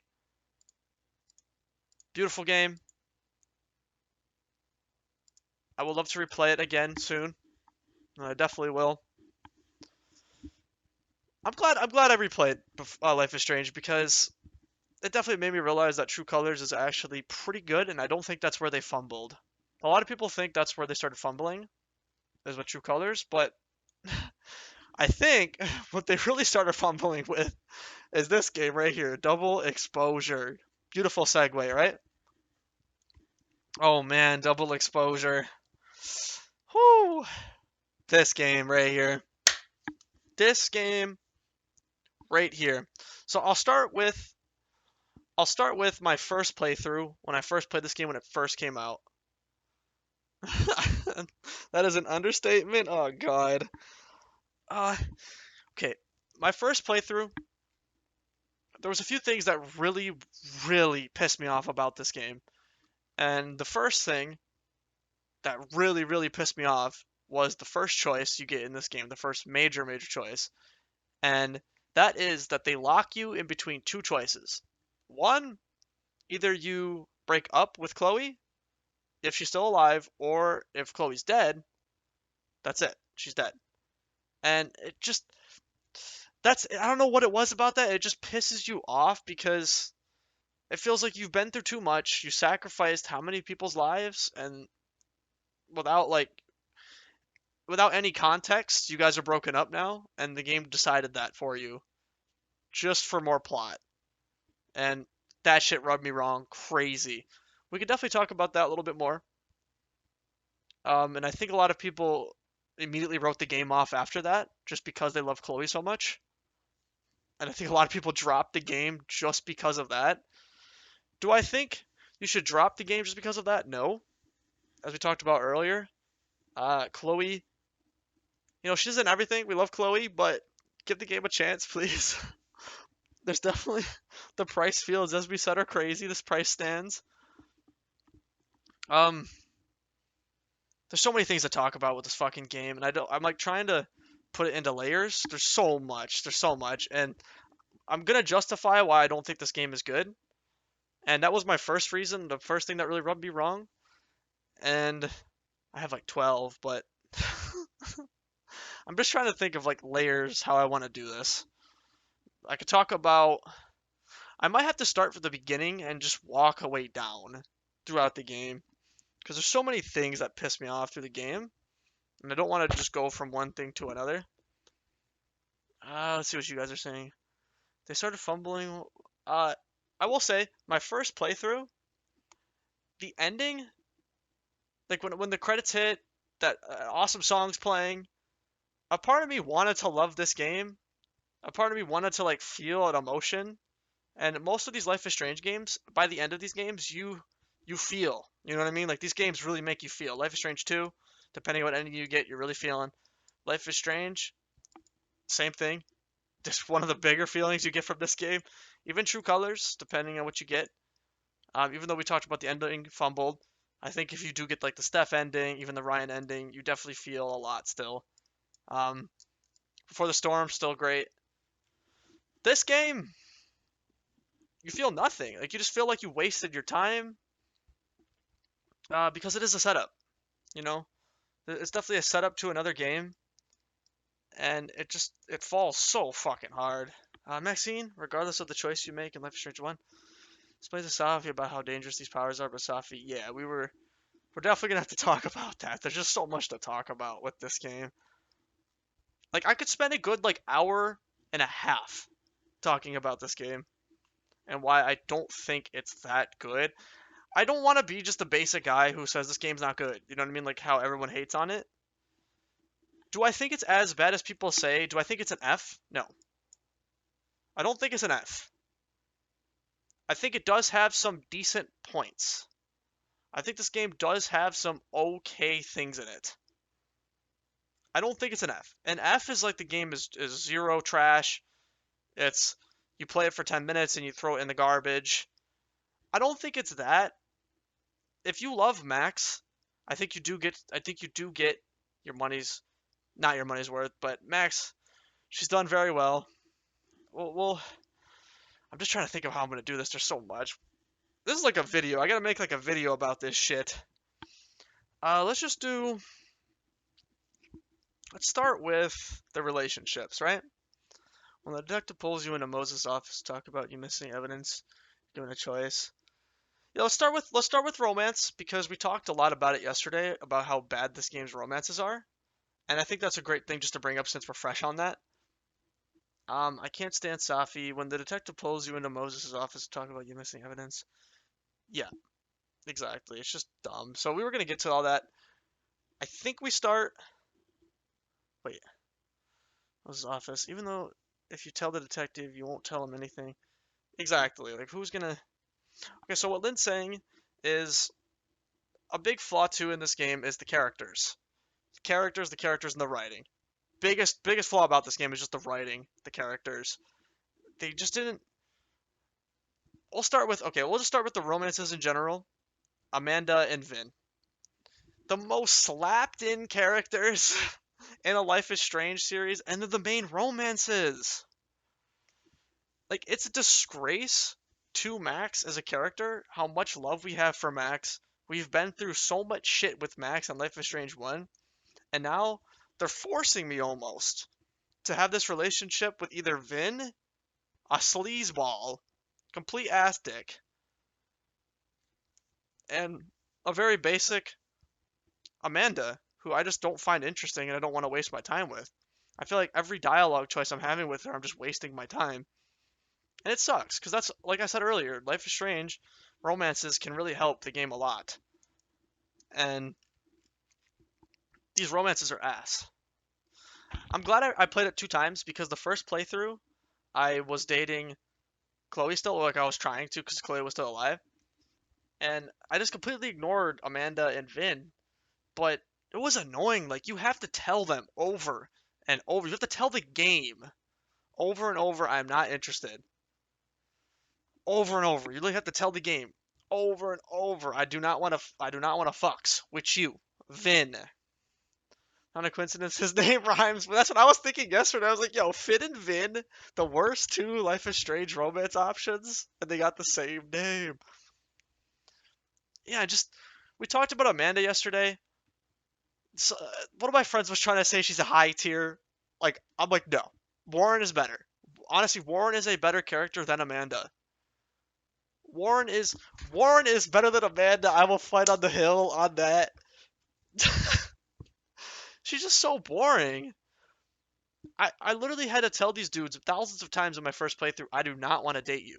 And then the second one, they're just tacked in. They're tacked in to fill some screen time, to make you think that there's a romance in the game. But at the end, for no matter what romance you do, none of it matters.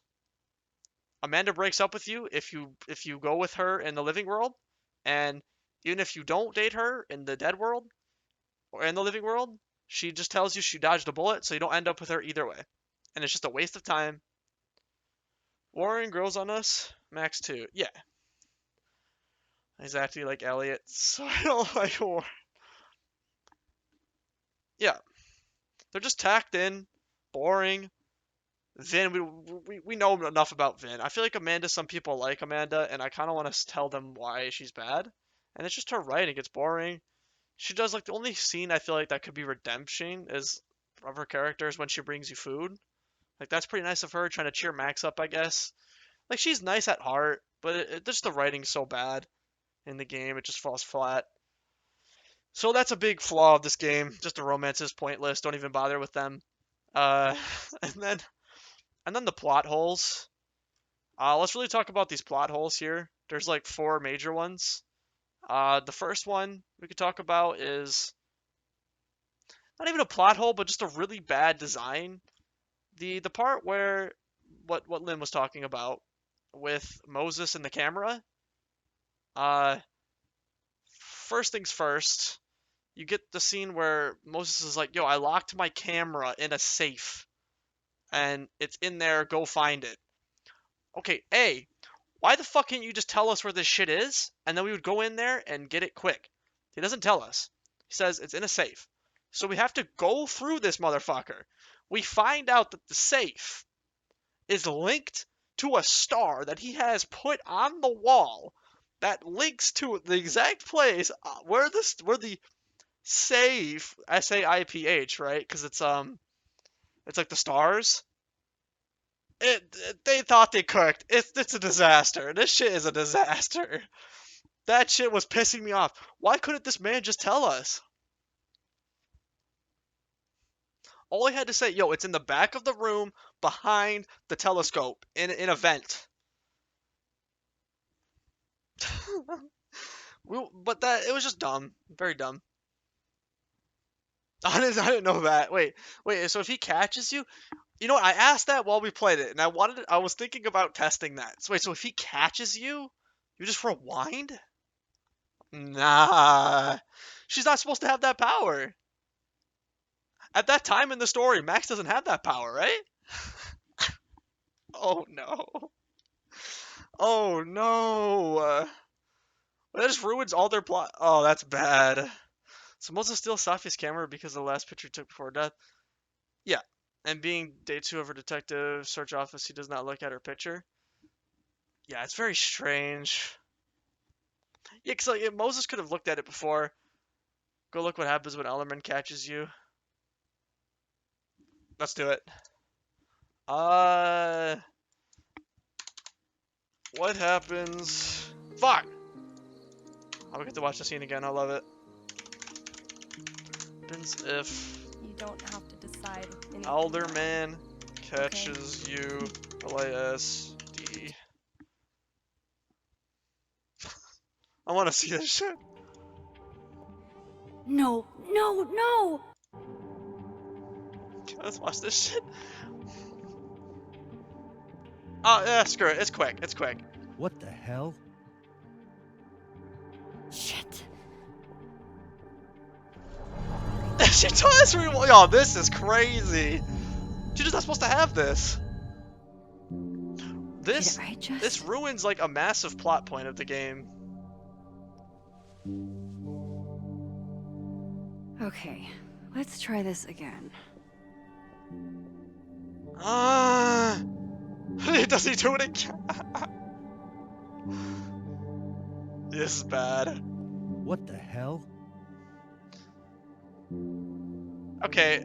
Oh god. All they had to do was just make a small little scene where he's like, "Hey you," and then like the cuts, and then it just puts you back. You know what I mean? That's all they had to do. What a disaster. Yeah. So as Lynn's saying here in the chat, another big issue of this episode is when Alderman's like, "Hey, would you be willing to work with me? Would you be willing to work in the detective of your friend dying?" Who would say no? Only guilty motherfuckers. And you're like, okay, yeah, sure, I'll help. But Moses hears that in the other room, and he thinks that we're gonna stitch on him, even though he's innocent. And Moses, being one of the smartest characters in this game, can't put the brain power together to be like, oh, she's just doing that. Simply to he just has to put 2 and 2 things together. It's like, okay, she's just saying that, to like get the detective off our ass, and not to mention the telescope thing. Yeah, and then like we also have to talk about Alderman. That's the second point I wanted to bring up, where it's pointless. Like this character that they start building up, they make you think that, hey, maybe his story's gonna go somewhere. It's gonna mean something. Nope, doesn't mean shit. He fucking gets teleported out of existence.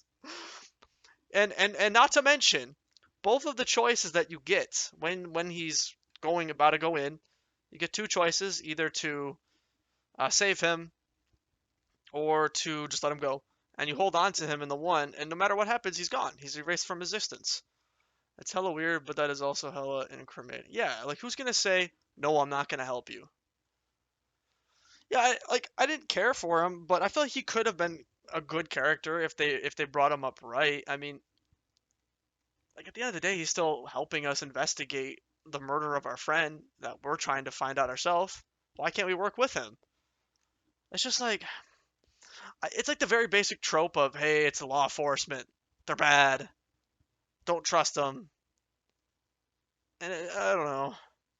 It just kind of felt wrong, and he kind of just gets erased from existence before his character even gets to develop. So, pointless character. Not to mention all the other pointless characters, Gwen, Lucas, and I guess Lucas is like the only one that's not pointless. So you would say Gwen and Vin, in my opinion, both pointless.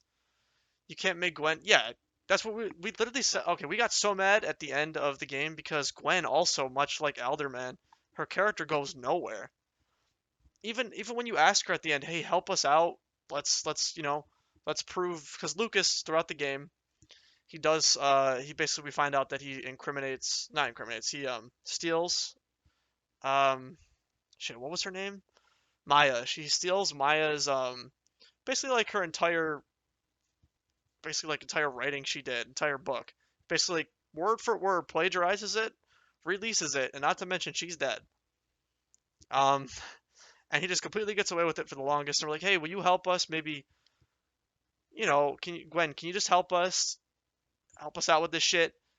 Let's you know, incriminate this guy. We got all the evidence. And she's like, nope, sorry. Like, I'm leaving. Like, wait, so you're telling me I did 5 hours of your shit, walking around, trying to figure out shit, and help your character out, and make these choices with you that don't matter, and now it really doesn't matter because you just leave and your ending is nothing. Like, you had no point to this game. Gwen is useless. Gwen's a useless character throwaway. Lucas is just ass. He's an asshole. Does some dumb shit. I guess he has a part in the story because with the whole thing with him and Maya, so I guess you could say he's not pointless. Every character in every character in Double Exposure is just written into a corner. Pointless. Waste of your time to get close to. Gwen feels tokenized. Yeah. It pissed me off because it's just like, why? Why did I spend 2 hours talking to Gwen when they could have spent that 2 hours, depending on what ending you pick with Chloe? They either give you 2 hours explaining why they broke up, or give you 2 hours explaining what Max goes through if Chloe dies. Think about how much people in the first episode would have given the game a chance if they did that. Gave us 2 good hours instead of putting Gwen's bitch ass in the game. No offense. I'm not being like, but she's ass. She's a terrible character. Give us 2 hours or like an hour and a half of explaining what happened. Yeah, an hour. What happened between Max and Chloe if you decide to save Chloe, or what Max is going through. Yeah, exactly. The Life is Strange fans needed it. I needed it my first playthrough. Yeah, we're desperate. This includes Maxine. She can easily put her foot down a lot of things regarding these powers with Safi, but she didn't. Yeah, that's the biggest problem I have, and we're gonna talk about it at the end. Okay, second biggest issue is no choices in this game matter. Not one. Not even the last choice matters. Out of all these games, at least the endings kind of matter at the end. A lot of them decide how your ending you get is, besides Before the Storm, really. But like at least some of these games, your choices you make throughout the game has some impact. Double Exposure, I don't think a single choice matters. We have to put together a thing where is there any choice in this game that actually changes something? Let me think. Because if you decide to be with any of the characters, you just break up with them at the end.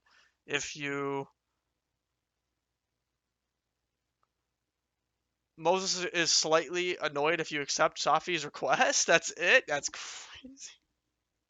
Okay, that might be the only difference then. Moses is slightly annoyed at you. Yeah, I don't, really thinking about it, I don't think there's any choice in Double Exposure that actually matters. And that's kind of a disgrace. We'll go through all the negatives, and then we'll talk about, the few positives. Okay. And then obviously the biggest negative I have about this game is the last choice. I spent when it happened in the game, I ranted the shit out of it, and I feel like we have to rant about it again. If you kiss Amanda living, Safi at the end of the game she freaks out at you. If you don't kiss her in the living room, yeah. Think of pretty much Diamond's attitude. Okay, that's true. Diamond. Oh man, I didn't like Diamond either. I don't like any of the characters in Double Exposure besides Max. And I will talk about the positives, but Max and Moses, I guess, are the only. Max is fantastically done. We'll talk about that in the positives. But besides Max, Moses, each the same result. You do not end up. Yeah, exactly. Both things, no matter what, you don't end up with Amanda. Pointless.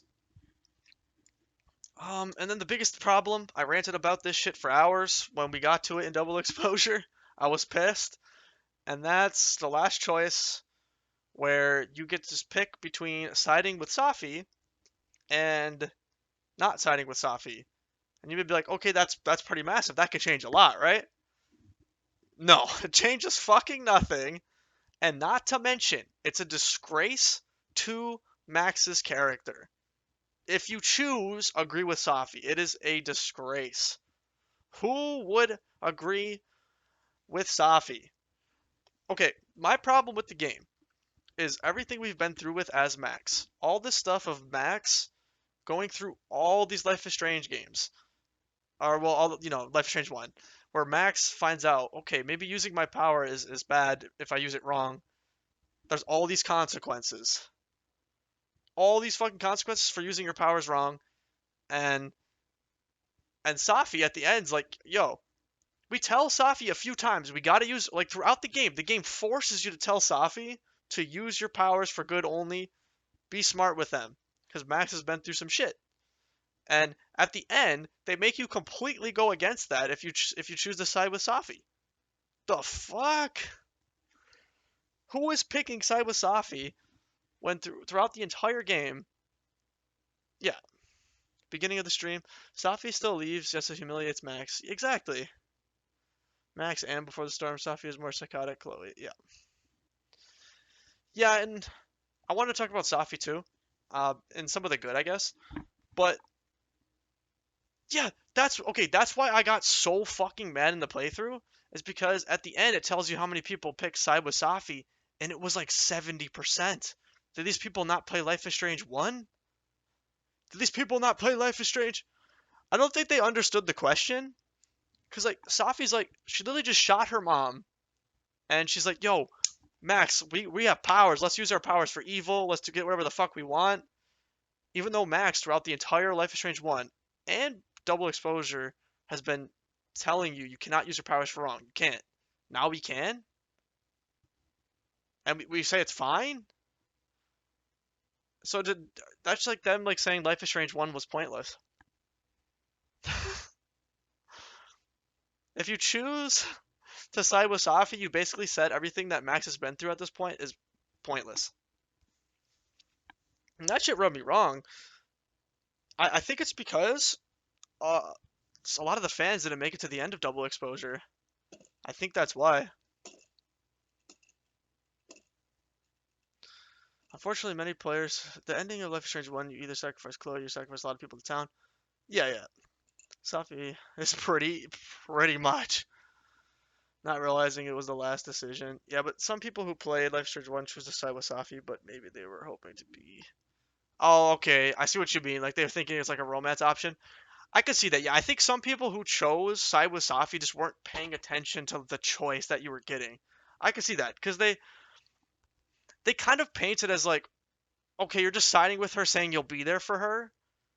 But people, like, some people don't have the brain power, I guess. Okay, that sounds mean. But some people, I guess, weren't thinking that, like, they weren't thinking that what they're saying essentially is we can use our powers for wrong if you side with Safi, and that's what that means. Siding with Safi is basically telling her we can use our powers wrong. Let's do crazy shit and ruin everything. I don't think some people thought about that. I think they were just like you said, oh, I get to be with her? This seems nice. At least this is a good choice, right?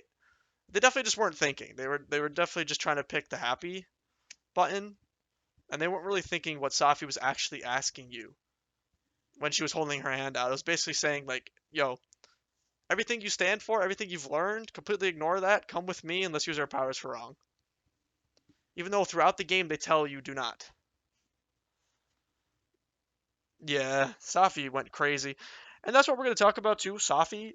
So, I think Safi is one of actually the better characters in Double Exposure, which is not saying a lot, but I actually did like her, like, in the first episode, because I feel like she has good grit. She seemed fun. She actually had, like, a personality on, like, half the cast. For the first few episodes. For the first few episodes, Safi actually had a personality, and I think it was fun. I kind of enjoyed it actually at first, and she had like decent aura.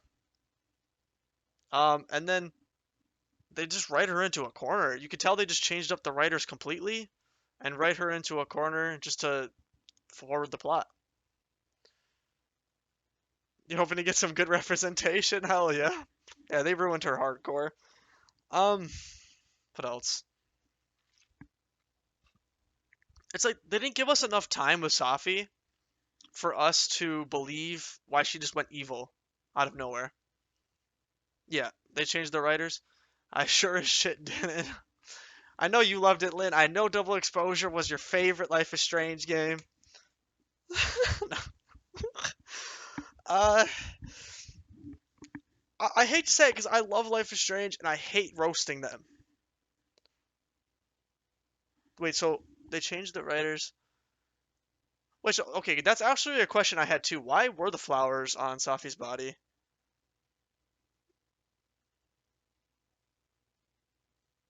Oh, it doesn't have a conclusion, just like completely written to a corner.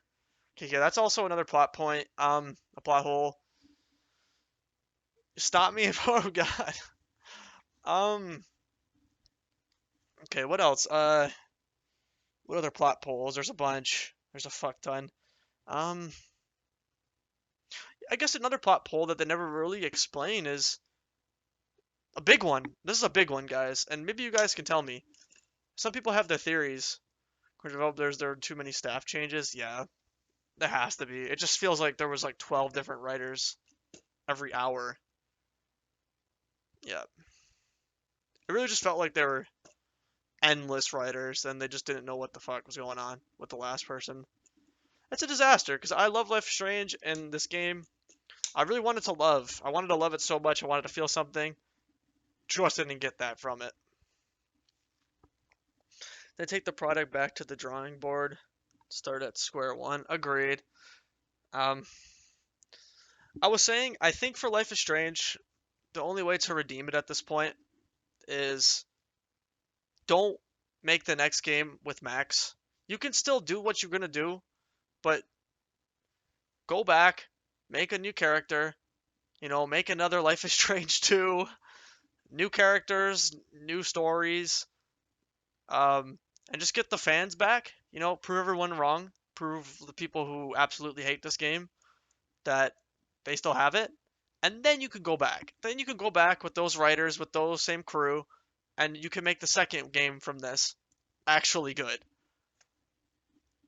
I love Life is Strange, but it's very critical. Yeah. You think they're yeah, that's just so sad because it's like it just what's sad about that? It's gonna kill Life is Strange because no one is interested anymore in this story. Um, like I am as a massive fan, I'm still interested, but I know a lot of people are not anymore because of this game and they just don't trust the creators anymore. So I don't think a lot of people will play it anymore.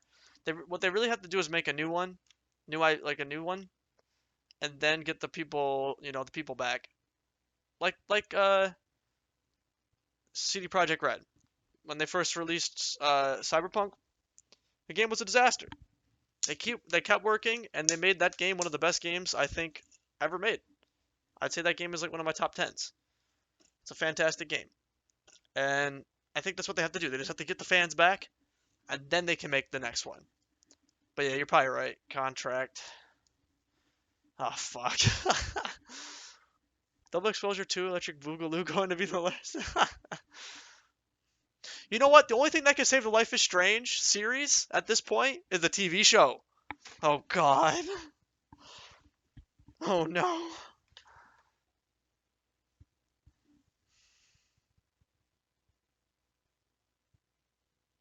It's all up to a TV show. We're gonna pray. The TV show is gonna have to save it. Video game adaptations for movies and TV shows. Yeah, exactly. It's GG, boys. Pack it up. I love the series, man. It's crazy to think how little games I feel like we have, and it's been, what, like a decade? But it's a small company, and I think the games that they have released are just god tier, so I can't be mad. Yeah, we're done. Reset. Make a new IP, please. You guys are done. You guys are done. But sorry. Okay, one last thing before we rate. I did want to talk about something that is also a massive plot point that maybe some of you guys can answer for me. Overwhelmed by all the games people are getting into the series. Are they doing like chronological, or are they just like randomly going through? I would tell them like the best way to do it is definitely chronological. Yeah, chronological is really the only way to go about it if you're new to the series. You could maybe do one first and then Before the Storm, but I would not recommend doing it any other different than that. And then just go chronological. But I think chronological just all the way through is the best. But some start with the one they're most. That's tough. That's tough. Because, like, that scene, you just wouldn't. Like, a lot of scenes wouldn't have the same impact. Like the scene with David in Life is Strange 2, if you never played any of the other ones. Yeah, that'd be tough. But yeah, you also might be able to answer this for me. But what? Okay, so you got the Alive world. Where is Max? Shouldn't there be two Maxes? That is such a plot hole, it makes no sense. There should be another Max, no matter what. There has to be. I think I was looking into this more because I was curious myself, and a lot of people say it doesn't have a conclusion, but they say a lot of the times what it could be is the only thing that you can really think about is there's a great question, and the theory is that they merged. Yeah, exactly. That's what a lot of people say. They say once Max made that world, she kind of merged with that other Max, like um like how the other people merged with their character in the dead world and the alive world once it all came together at the end. I think that's the best option to say, but they all had memories when they merged, and Max didn't have memories of the dead world, but or the alive world. But I think, yeah, we're definitely thinking about it harder. It's definitely a massive plot hole. It definitely puts this game even lower down the tier list because of that. But few positives. Let's get into the positives. All right, we slapped this game enough. The few positives, I think, Max. I do think they did a fantastic job with Max again. They actually somehow, I am against the grain here. I think new Max looks great. I think adult Max looks really good. Yeah, the art, I was gonna go. Yep, I do think new Max looks great. I think they did actually a good job with Max. I think I'm glad her voice actress is back. She did good. She looks good. I'm trying to think. What else? The mocaps, god tier. The mocaps look great. All the animations, very, very well done. The scenery, some of like the scenes that you do get are very good, but the problem with double exposure, another negative, is there's only like 3 spots in the entire game. There's like 3 spots in the entire game.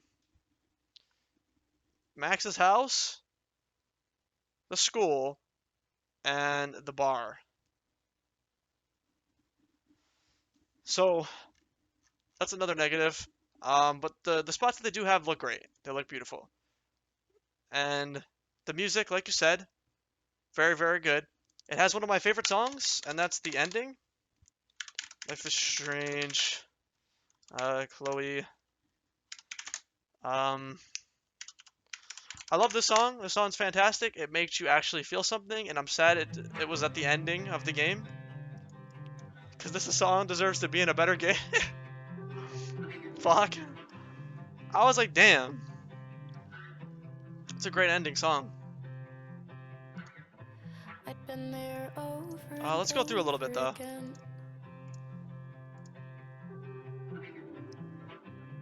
If the mechanics are great, you might be able to ignore the dog shit writing. Yeah, but a lot of the problem was, a lot of the times it just felt like they didn't know what to do with some of the gameplay too.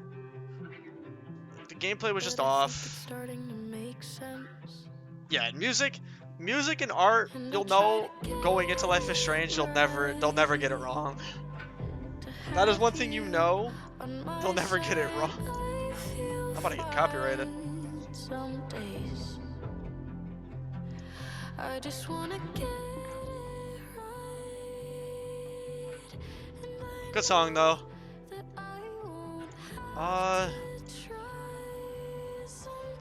This is really not okay. Another positive, the outfits are kind of lit, but I think you have to pay for them.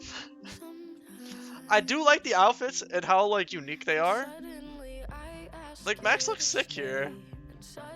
You can even have like blue hair. It's crazy. You can change up your hair color. I think that's a positive. How many times do you have to do the same thing in front of literally everyone at the school? Yeah. Between the living and the dead world in front of him, you clearly vanish. Yeah. There's just not many positives here. Like, Safi was a positive for a while, and Moses too, but I think by the end of the game, Moses kind of falls flat too. He's very just boring. Very boring. I did feel really bad for him though when dead Moses was sitting in the other world, just making his gingerbread house by himself. I did actually feel something for him there. So like, I guess that's a positive. They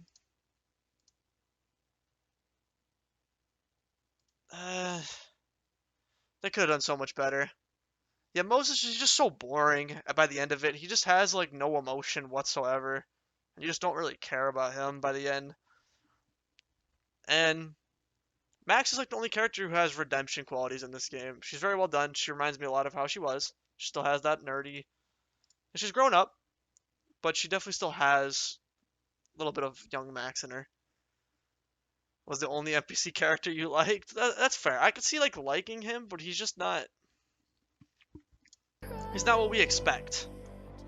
He's still very dull compared to all these other games. Like, relate to his interests? Okay. That's fair. It's just like, okay, all the characters almost felt like they were characters from these games, but they're just way worse. Way worse. Amanda is like an absolutely worse version of Steph. I shouldn't even like relate her to that. That's that. I can't even do that. That's just mean. But Amanda literally just is a 10 times worse version of Steph. There's just, I don't know. There's so many better characters. Warren is somehow a better character than Moses. Oh man. And then yeah, guys, I don't want to do it. I love Life is Strange, I do, and I do see the positives. There are a few in this game, and I think for the fact that Max has done as good as she can be, I don't think it's an F. I say we can't give this game an F just because they actually gave Max the love she deserved. But she's in a game with such bad writing, and it really does bring her down. Fuck it. I'm doing it. I'm doing it. F tier. Double exposure. Don't let... Out of the minuscule chance that an employee watches this, don't let this discourage you. There is still hope. You can bring it around. It's not like they've ruined anything too much. Yeah, F for fumble, 100%. Is it an F? F is like the game is complete dog shit. Like, F is like the game doesn't even exist.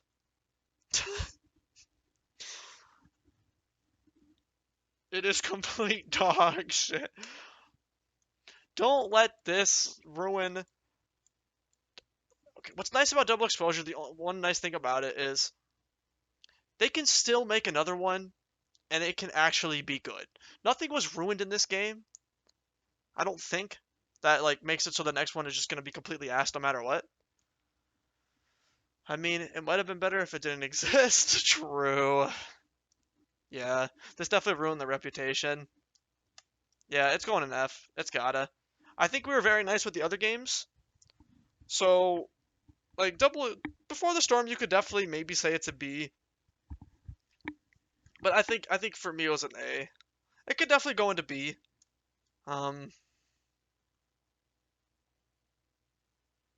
But for me, it had a lot of memories to me, and it felt very good. I'd say B. Yeah, B for the Before the Storm. Yeah, let's think about this one again. Let's go back and fix some of these. I think these three are perfect, but yeah, I'm happy with B actually for Before the Storm.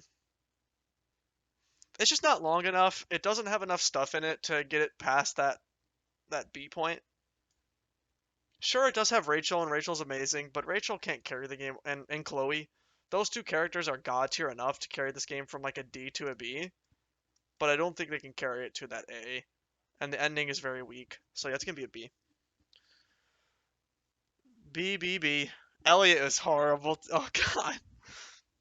Elliot gave us PTSD. That's why we hate Warren, because of Elliot. I am happy I was able to support Reed. Hell yeah, Lynn. Thank you, Lynn, for being here for every episode. Thank you guys also. But if I think of all the other people who came through these, Rachel does not carry anything alone. Not like Steph. Yeah, that's just the problem. Like Steph was actually written how a normal person is. Not a normal person, but like someone who actually has emotion, and she's just written right. She's written as if she's a human. Flawed, but actually has like what's the word for it? She's mature. She's very mature. Rach, that's why I like Steph a lot. Steph makes very good mature choices. And we talked about this yesterday in the in the romance one, but Steph, I remember when Steph came to Rachel as like 15-year-olds. They were like 15, 16, and she asked Chloe, "Are you interested in Rachel?" Because like Steph had a massive crush on her, and I think if you say yes, then like Steph backs off. As like a 15-year-old, 16-year-old, that's like super mature, and it just shows her character.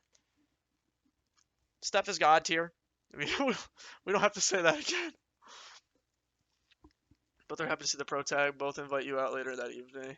Yeah, poor Warren. But yeah, make sure to I think we did fantastic. I think that's good. I'm happy with that. So, last little recap: Life is Strange tier list games. Life is Strange 2, in my opinion, is the best Life is Strange game. Best romance options, or not best romance options, best like individual storylines and some of the best characters, best areas, best music, best endings. Definitely the best endings you'll get in a Life is Strange game. Very impactful. All your choices matter. Life is Strange, the original, as second. Obviously, known reasons. The game is probably the most nostalgic game for all of us. It's what started us. Why we love the series. True Colors, best relationships in all Life is Strange. Before the Storm, amazing. Rachel and Chloe together are god tier duo. And then Double Exposure for F. This game you could talk about for hours and hours. Why it's just not a good game. As much as I wanted to love this game when I first played it, I couldn't. And I think playing it a second time even makes it like the first time I played it, I'd probably put this game into like a D, maybe a C. Playing it again, I really see the cracks, and there's really not much to love about this game. And it's sadly just an F. It hurts the series. It hurts Life is Strange as a whole. And as much as they did a good job with Max, it just can't get any higher than an F. You hurt the series, you're at the bottom. I spent $100 just to get a fucking cat in the... Yep. Just to get a damn cat. Do not... Yeah, you get 2 scenes with the cat.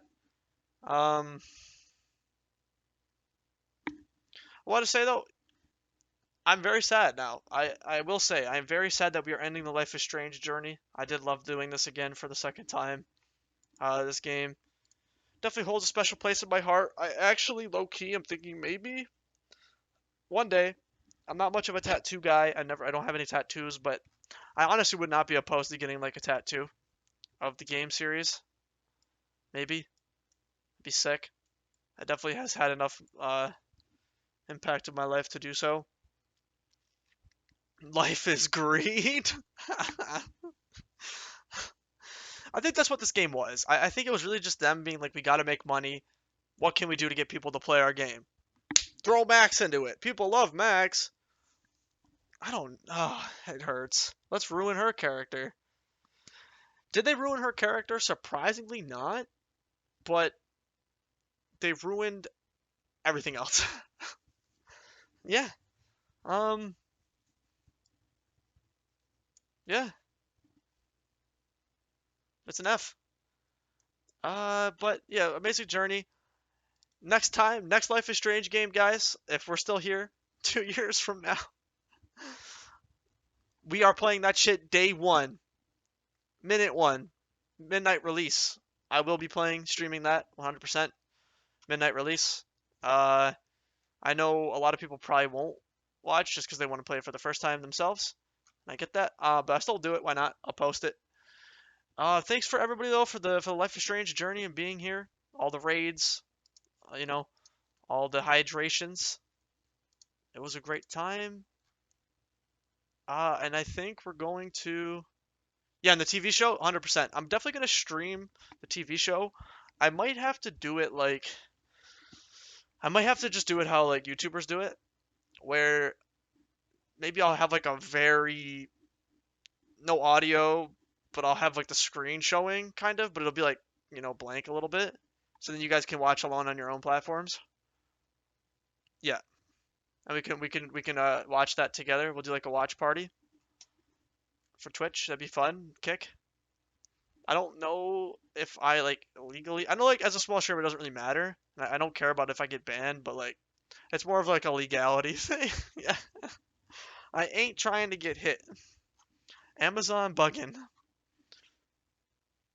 They can do it in just true. Maybe we get the Discord together and maybe we just do like a Discord watch party. That'd be kind of lit. That would be lit. And we'd have everybody in the call, and then we could stream it too. Hold on. Lev is cooking. Maybe by then I'll have a Discord. That's a good call.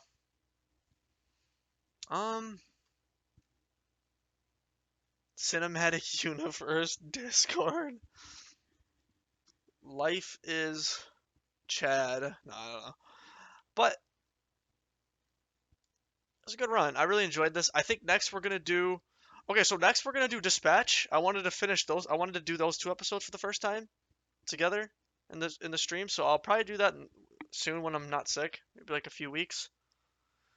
Contractor, when I suggest it, read ignores. When someone else suggests it, he says it's a good idea.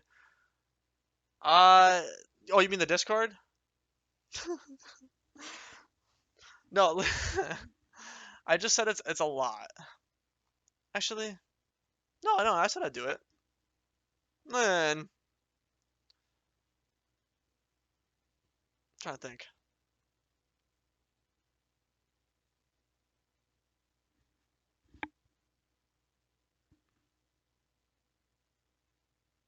We could definitely do it. It wouldn't be too bad. Honestly, we probably could. I made a few already. I could probably just like repurpose one. It's a good idea. What else? So yeah, Dispatch next. I'll do that shit. Yeah, me and you, because I remember I helped you build one, right? So we got the experience. We could do that shit. Justice for David. Remember that? Wherever you are, Justice for David. And Justice for Mushroom, I should say, too, in there. And yeah, Dispatch next. So stay tuned for 2 episodes of Dispatch, and then after Dispatch, we'll be doing Mass Effect. So, and those are going to be my first playthroughs of those ever. So I'm excited. At least it'll be a new experience for all of us. If no one's played Dispatch before. Dispatch looks sick. Lev, have you heard about any Dispatch? I know Lynn told me to play it, and Lynn, I think I'm going to take you up on that offer. Oh, there's nudity? Okay, I will have to turn that off. I mean, we can turn that on. Fuck it. I don't really care. We're too small to get banned, so I think we'll be fine.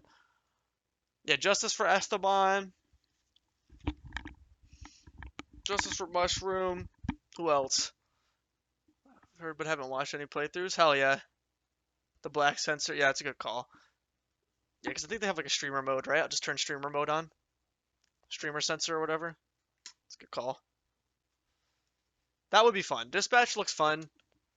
And then we'll do Mass Effect. So yeah, Dispatch next. Thanks, you guys. Again, I'll try to get all this stuff uploaded. I'll start posting on my channel more. My channel, it should be the same thing as my Twitch name. Oh my god. Wait. I'm too old for this shit. There's some decent videos on here too, you know? Like anime. But yeah. I'll try to post everything here. I'll do like shorts and everything of the tier lists. And it should be good. But alright, y'all. Appreciate it. Thanks again. Lynn, thank you again. Lynn's been here for the whole thing. At least we got to play it together. It was a fun little playthrough together, and it was good to at least experience it with somebody new for the first time, all the way through. Number 63, let's go. Number 63. I'm definitely... I fell off. I used to make good videos, and then I started making these. I fell off. But, it has been fun. Thanks, guys. W tier lists. Hope you guys have a good night. I think that is it for me. 1 a.m. It is time. Peace out, y'all. Thanks again. Thank you, you guys too.